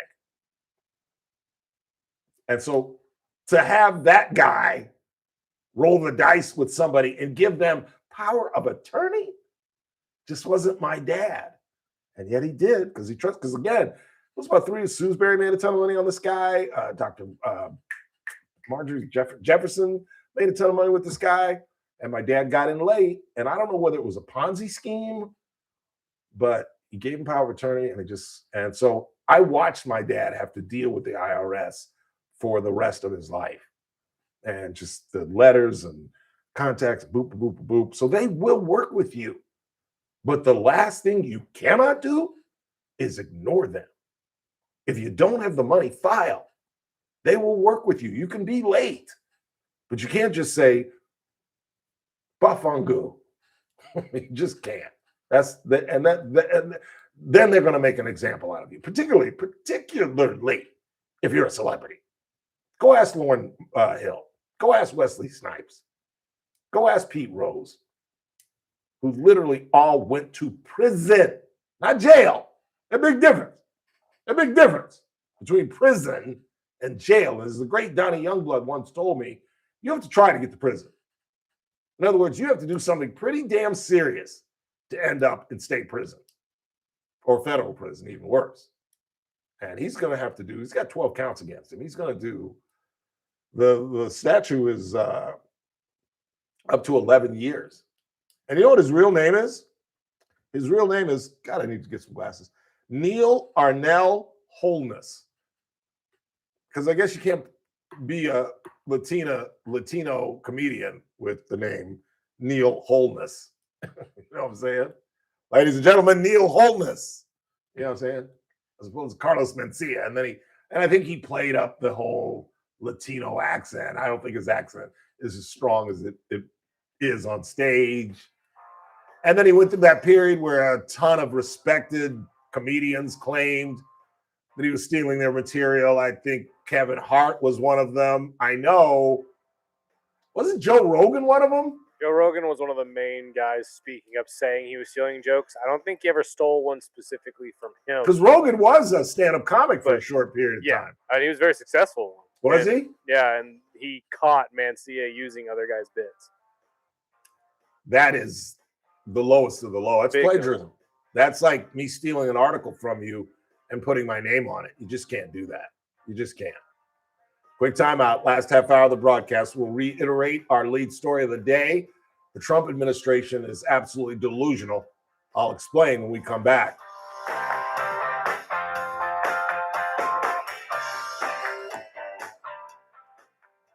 With SRN News, I'm Keith Peters in Washington. Vice President J.D. Vance says his lengthy talks with senior Iranian officials in Switzerland I don't like the hair. created a good foundation for a final deal to end the Iran war. Vance made the comment Monday after initial talks with Iran's parliamentary speaker. Vance and U.S. officials claimed progress on multiple fronts. What up, Ray? The Senate has passed a bipartisan housing bill that aims to bring down home prices and increase supply. Yeah. The 85-5 vote on the bill Monday represents one of the most sweeping efforts in recent decades to reduce federal regulations for housing and expand local control. On Wall Street, a mixed day as the Dow was up by 148 points, but the NASDAQ dropped 351. Hey, you want to be my guest tomorrow? 500 lower by no? 27. More details. You want to talk about Clive Davis? News.com. In the days of radio when you used to have to pay to get stuff on the air? Are you carrying more than $10,000 in credit? That was before your time. That's what I just asked Chris. News Talk 96.1 and AM 1230 KERN. Yeah. Headlines from the KERN newsroom. I'm Chris Davis. The name of a woman hit and killed last night in what Bakersfield police say was a hit and run on Brundage Lane has not yet been released. Police say that woman died at the hospital. The police report says she stepped out at an unmarked crosswalk and was hit by a pickup truck. The man driving the truck stayed and cooperated with police. The Star Fire is now 100% contained, says CAL FIRE. If you remember, that's the one on Highway 58 near General Beale Road that started Friday afternoon when a man's car went down the mountain and caught the brush on fire when he wrecked. That man was thrown out of the car and died at the scene. Meanwhile, firefighters were fighting a fire that towered 20 feet at some points and eventually burned 577 acres. I'm Chris Davis in the KERN newsroom with news every half hour and when it breaks on News Talk 96.1 and AM 1230 KERN. Are you an adult with uncontrolled moderate to severe Crohn's disease symptoms and still packing a backup bag of clothes just in case? Skyrizi risankizumab risa can help you take control of your Crohn's. Feel significant symptom relief, including less abdominal pain and fewer bowel movements at 4 weeks. Plus, Skyrizi is proven to help people achieve remission and visibly improve damage of the intestinal lining. Individual results may vary. Skyrizi is a prescription injection medicine. Don't use if allergic to Skyrizi. Serious allergic reactions, increased infections, or lower ability to fight them may occur. Before treatment, get checked for infections and tuberculosis. Tell your doctor about any flu-like symptoms or vaccines. Liver problems leading to hospitalization may occur when treated for Crohn's. Ready to take control of your Crohn's? Ask your doctor about Skyrizi, the #1 prescribed biologic in Crohn's disease. Control is everything to me. Learn more at skyrizi.com or call 1-866-SKYRIZI. First Look with Scott Cox, mornings 6 to 9 a.m. On the Tuesday edition of the First Look program, we're going to talk water with the best in the business. That would be Lois Henry, CEO and CFO of SJVWater.org. There's a lot going on, and even more golden mustard stuff. And we'll have state-of-the-art news and traffic and weather. It's all happening 6 to 9 a.m. right here at News Talk 96.1 and AM 1230 KERM. News Talk 96.1 and AM 1230 KERN. Hey, it's JR Flores. Catch my show, The JR Show, starting at 1 p.m. Now back to the Ralph Bailey Show on News Talk 96.1 and AM 1230 KERN. I bet you so.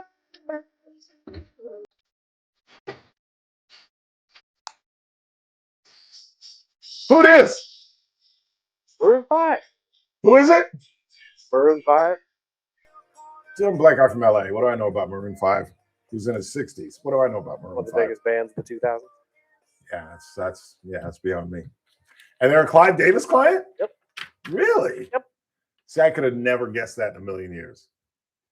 That a guy that's 94 knows about Maroon 5, but I don't. And Jay Reed doesn't want to have anything to do with our show.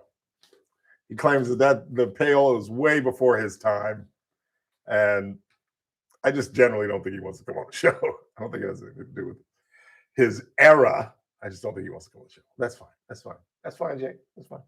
842-5376, 842-KERN. Anything left on the board?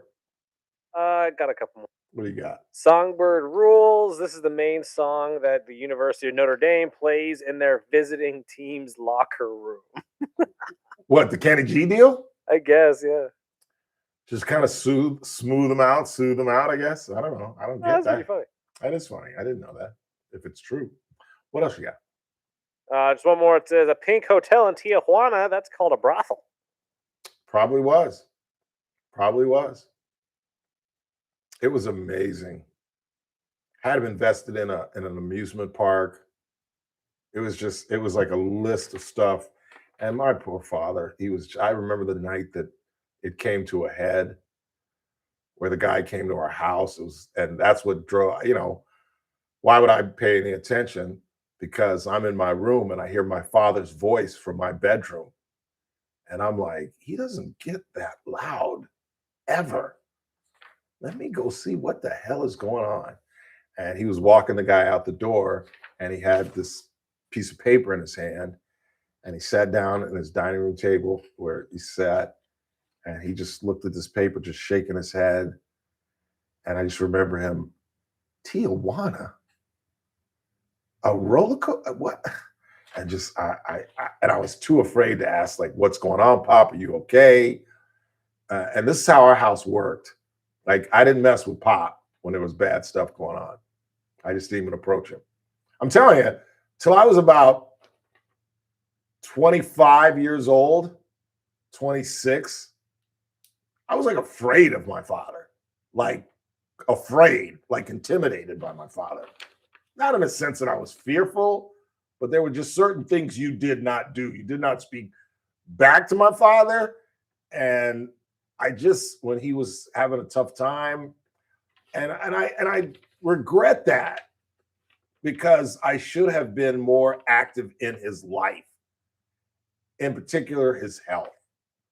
And I didn't get on that train till late when he really did change his life. And I got him to walk. And my mom was cooking him just crazy food, using walks for vegetables and white, brown rice and just the stuff. I've often told the story about I was dating Roxanne at the time when they were living up here, and we'd be like, what are we having for dinner? I was like, let's go to my parents. She's like, okay. She loved my mother's food. My parents loved her.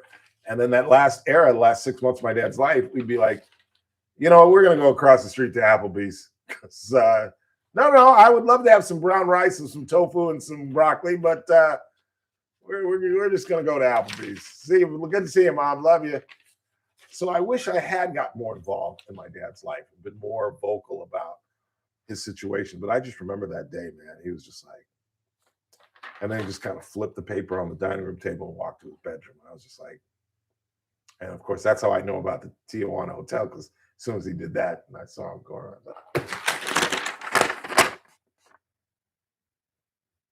An amusement park? Bob, why didn't you tell me we had an amusement park? I had taken my friends. I said it in my head. I didn't say it to my father. What's the matter with you? Dude, I'm telling you, I was afraid. There was one point, and this is poignant because I know someone who just took their own life, but I'm telling you, because there are a couple of reasons people take their own lives. Money, relationships, or just depression. My father was never depressed, but I was fearful because I remember I used to babysit and I knew that he had that pistol in his closet, and I was like, man, nah, he couldn't do that to Mom. No way. But yeah, it was a bad time. What else? One more? I know that's all we got. Was that it?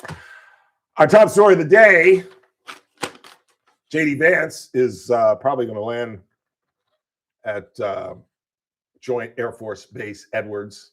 That's what they're calling it now.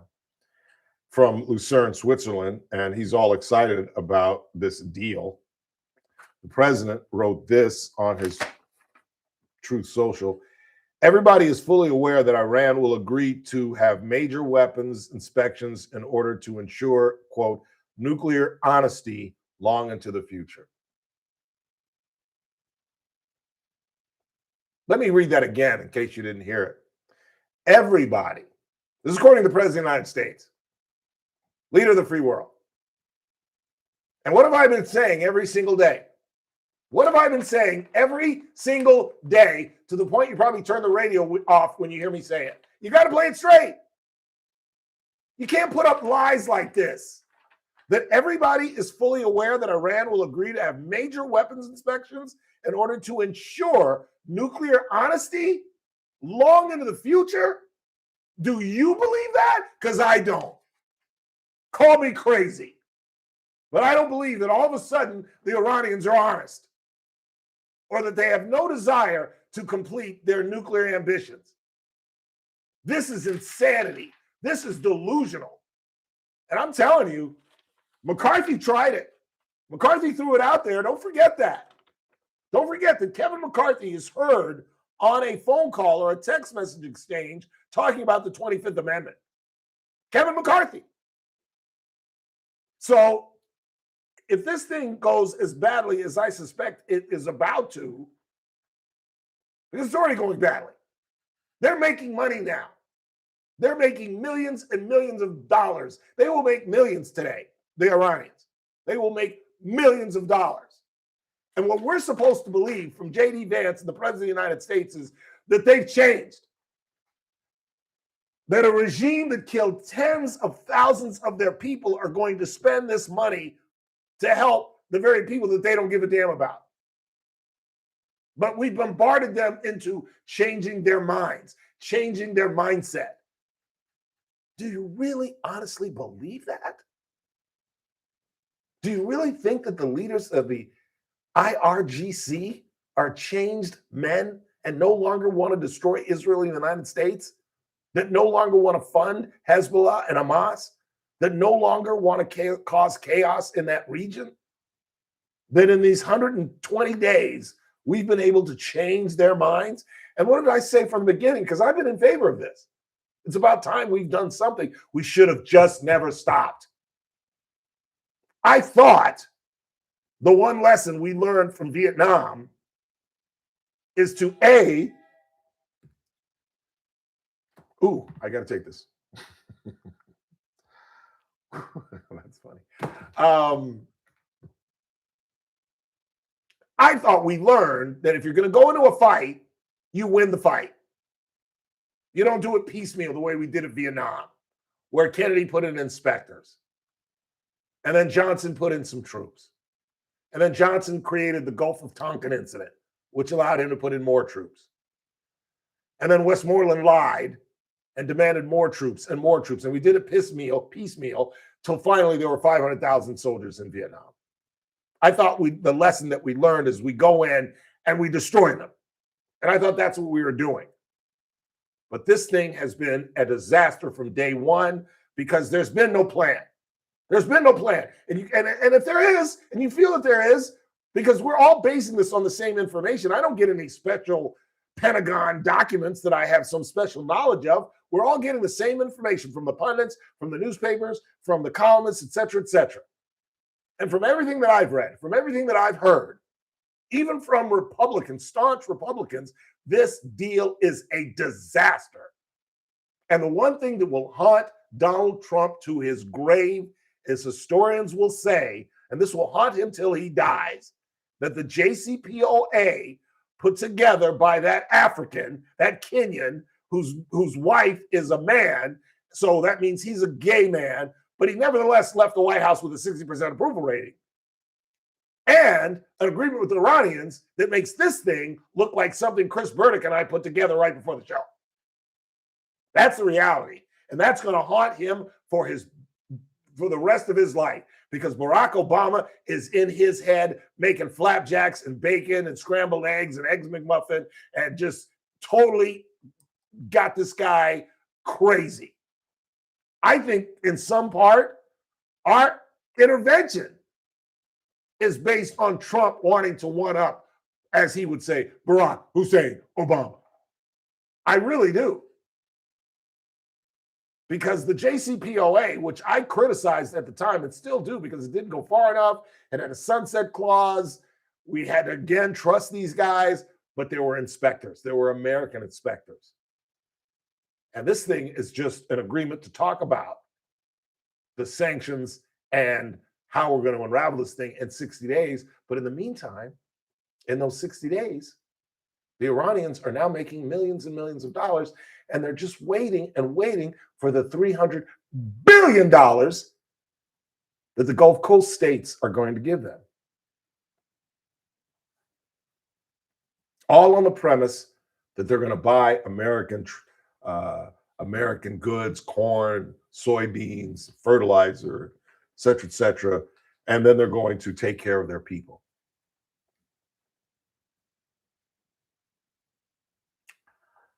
I just don't believe it. I hope I'm wrong. I'm not rooting against this thing. I just don't see how this is better than we were before this thing started. And now we see why all these presidents refuse to go into Iran. And all I'm saying is, and I hope you don't perceive me as being a hypocrite. I'm sure you do. But we should have gone in. We should probably be going in about now, because we should have sat down. Because remember who the brain trust behind this whole thing has been. Pete frickin' Hegseth. And I know you guys are fans of his for reasons I cannot understand, because you guys know he's a drunk.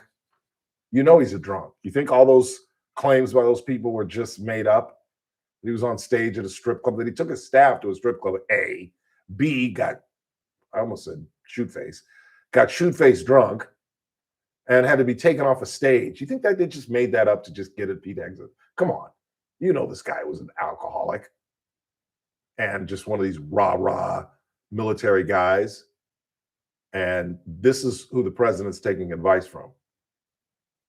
And as one of the senators, I think it was Lindsey Graham, it was Ted Cruz, who said, the idea of giving these people money is insane. And I just think that the president, because you can't criticize the president. So Cruz just said, I think he's just getting bad advice. Just getting bad advice. And I think he is, because now he's getting advice from sycophants, as opposed to people who will stand up to him, look him dead in the eye and tell him the truth. And tell him that unless you completely annihilate these people, we're going to look like the losers as we do now. And now our reputation, because there's no way we can go back and start bombing. Do you really think in 60 days, if they tell us to go kick rocks, that we can start bombing again? And what would that be? July, August, late August, early September? And don't think that there's not a political edge to this, because that's 8 weeks before the midterms. And if you're a sitting senator and if you're Susan Collins battling a Nazi in Maine, if you're Ken Paxton trying to stop them from flipping the Senate down in Texas, if you're John Husted in Ohio taking on Sherrod Brown, the last thing you want 8 weeks before the election is for the Republican president to start bombing Iran again and have the gas prices go back up and be right where we were 2 months ago. But now it's 2 months before election time, and forget about everything. The filibuster is gone. The Supreme Court is gone. DC and Puerto Rico are now states, and it's a whole new world, baby. It's a whole new world. I hate to sound like the guy that's just telling you the world is about to come to an end, but I just don't see how these guys can delusionally try to feed us that this is a great deal. It's not. It's not.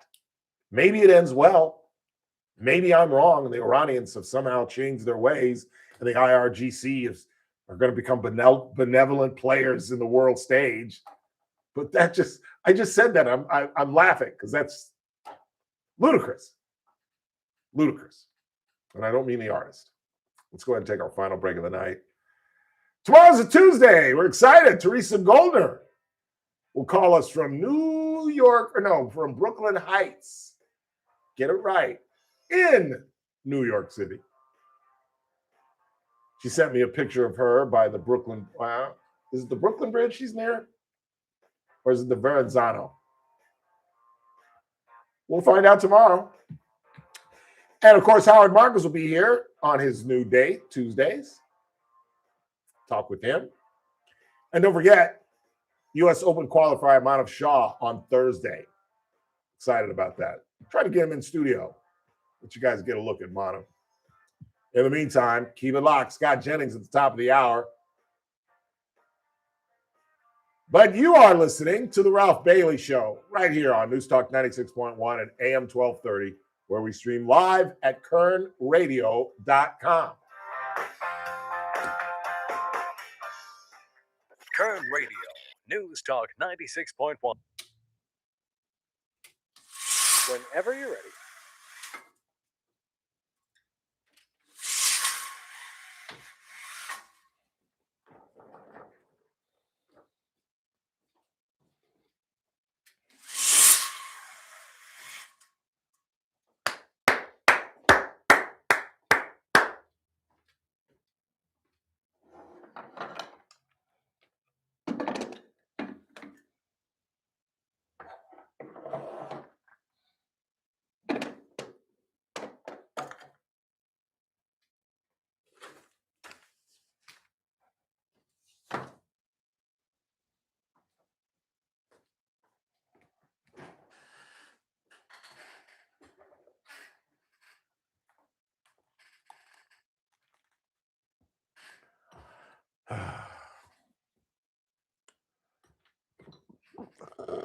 Excuse me.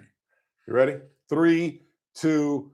I'm sorry, the Trump administration, the vice president, the president, exit, they are delusional if they think this is a good idea to give the people that we were just bombing money. They're making millions with the Strait Open. They get another $300 billion, and we suspect that they're going to spend it on the people that they've committed genocide upon. It's delusional. 3, 2, it's that man again. Look what's coming up on the Tuesday TRBS. Well, Teresa Goldner is still on vacation. We'll talk to her live from Brooklyn Heights, New York. And, of course, our former federal agent, Howard Marcus. All that, me at 3. It's TRBS right here on News Talk 96.1 and AM 1230. I'll see you at 3. Progressing toward irreversible vision loss. Izervay is proven to slow GA progression and could help preserve your vision for longer, so you may keep seeing the world around you. Izervay, or avacincaptad pegol, is an eye injection. Don't take it if you have an infection or active swelling in or around your eye. Izervay can cause eye infection, retinal detachment, or increased risk of wet AMD. Izervay may cause blood in the white of the eye, blurred vision, or a temporary increase in eye pressure. Do not drive or use machinery until vision has recovered after an eye injection or exam. Ask your retina specialist how you can slow your GA with Izervay. To learn more, call 1-855-IZERVAY or go to izervay.com. Paid for by Astellas Pharma. In 2026, Bay Alarm celebrates 80 years of security. For the Central Valley, that means local service including burglar and fire alarm systems, 24/7 in-house monitoring, and custom security designed to work with business operations. Bay Alarm has real people rooted in your community looking out for your business. After 8 decades and 3 generations of family ownership, our promise is still the same. We got you. Learn more at bayalarm.com. Hey folks, Scott Cox here, host of the First Look with Scott Cox radio program. You are listening to the Ralph Bailey Show right here on Newstalk 96.1 and AM 1230 KERS. Wow. I did not know she was a client. I'm Superman when you love me. I can't hit that. I'm in love this time. I know I've had it. Fell into my life, so I grabbed it. There's nothing I can't do when I'm with you. I'm Superman. I love this song. She can still sing. She looks like she's 140 because she has not, I don't think, done anything with her face. I'm happy for her. She's still married to Josh Brolin's dad, James Brolin. Or is it the opposite? Yeah, the boy's Josh. The dad's James. Yeah. He was big time when I was a young kid. See you, Ray. Let's do Casey Steakhouse sometime. Where you are famous. Still? You remember that story? Oh, yeah. All right, man. I've told you that story, haven't I? Have I told you guys that story? I won't say who it was, Ricky Peace. Where I took Ray. And Ray's a good-looking kid. I should have brought him in here and put him on camera. But he's a big fella. He's about, what is Ray? About 6'2", 6'3", probably about 250. Looks like he's a walking refrigerator and linebacker in the NFL. And he was sitting between Ricky and Ricky Peace. Ricky is the lovely one. Rick is the not so popular one. And Ricky and Ray hit it off.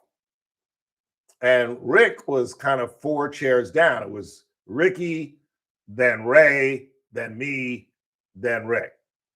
And he was annoyed that his wife was having fun with Ray and began by throwing food down at him. And we were all like, what's up? I'm just trying to get my wife's attention. I'd like to talk to my wife. And I'm like, okay, Rick, all right, calm, slow down. And then inevitably, before the 15-minute little tirade would end, he would get up and kick one of the chairs as he walked out. And Ricky, being the angel that she is, and that's all I'll say about that, had to go run after him. And then she kind of came back in the restaurant and apologized to Cassie and the girls. And that's all I'll say about that. And I probably shouldn't have said that, but it's a true story. And I saw Ray and it spurred my memory. But I'm a big fan of Ricky Pieces, though. I love her. She is a saint. She has to be, because well, anyway.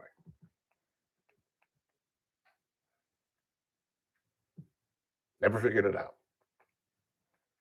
You know, Rod Stewart was right, Mr. Burdick. What was he now? Some guys have all the luck. Some guys have nothing but pain. Point to me. But some guys have all the luck, Jack. And they don't even deserve it. Well, I've made another enemy. I can't wait to see him. And somebody will tell him. And Bailey was, I don't care. I don't care. I don't care. I love his wife. Is that good enough? Anything left on the board before I go home? Doing Lawson's tonight, Chris. Last time. Because we'll be in 3 digits by tomorrow, right? Yeah, oh yeah, we're approaching 3 digits. Yeah, I ain't doing it. But today, where are we? And it's hot outside still, but it's not too bad. It's like 93, 94? 96. Ooh, we reached 96. I thought it was a little higher. Because, Stephanie came here talking about it was in the upper 80s. And I was like, it didn't feel like the upper 80s in my last little jaunt around the studio. I'll tell you that right now. But, what else is going on? You see, the baseball is cracking down on people like Clayton Kershaw. Yes, I know he's no longer in baseball, but he did it last year, where during Pride Month, which we're in the midst of, they would put little Bible verses on their hats. Well, they've cut that out. Here's my problem with gay people. Because I don't have a problem with gay people. But I do have a problem with you bringing attention to your sexuality. It's like the lecture that I gave on Friday about Black folks and how we need to step back from affirmative action and DEI and all that, because it's just causing more and more resentment among other races, not only just white folks. And we're to the point where if we embrace education, opportunity is there for us. And I think the same thing of gay people. There was a time where you did need to have a community that supported gay people. But I think we're all used to it now. Most of us are good with gay marriage and just living your own life. But why do you have to bring attention to your sexuality? Of all the things that makes you you, why do you think that your sexuality is such a big part of your person? I just don't believe that. It's about your character. Are you honest? Are you decent? Do you love people? Are you empathetic? I don't give a damn how you're having sex or whom you're having it with. But yet they want to make it like the issue. Like, respect us. Like, calm down. And if you didn't make it such a deal, do we really need a Pride Month? Really? To talk about what somebody's doing in their bedroom. Seems weird to me. Want to thank my good friend Nick Corgone, our good friend Stephanie Peace and David Brust. Don't forget to go down to Roosters and have a Justin Miller shot to support that young cancer survivor. In the meantime, for Chris Burdick, I'm Ralph Bailey. That's what's really going on. I'll wrap to you tomorrow.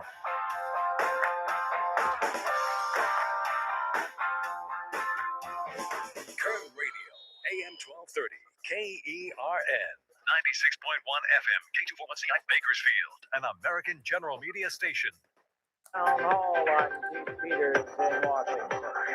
Speaking with reporters before leaving Switzerland, Vice President J.D. Vance says technical negotiations on ending the war between the U.S. and Iran continue. We left a lot of our team. The Iranians left a lot of their team at the resort there to keep on working at it. So all in all, a very productive 36 hours. We're going to have to keep working at it. Vance says he's far more interested in Iran's actions than its words. My point is not that I trust or distrust anybody. My point is that I trust actions. And what the president has asked us to do is verify what they're doing, focus less on what they're saying. The use of a federal voter database to check citizenship has been blocked. A federal judge ruled that a revamped federal tool known as SAVE that some state election officials use to identify illegally registered non-citizen voters is unlawful and cannot be used. The district court judge sided with advocacy groups that argued that recent upgrades to the program grouped Americans' sensitive personal data in a way that could result in voters being wrongly purged from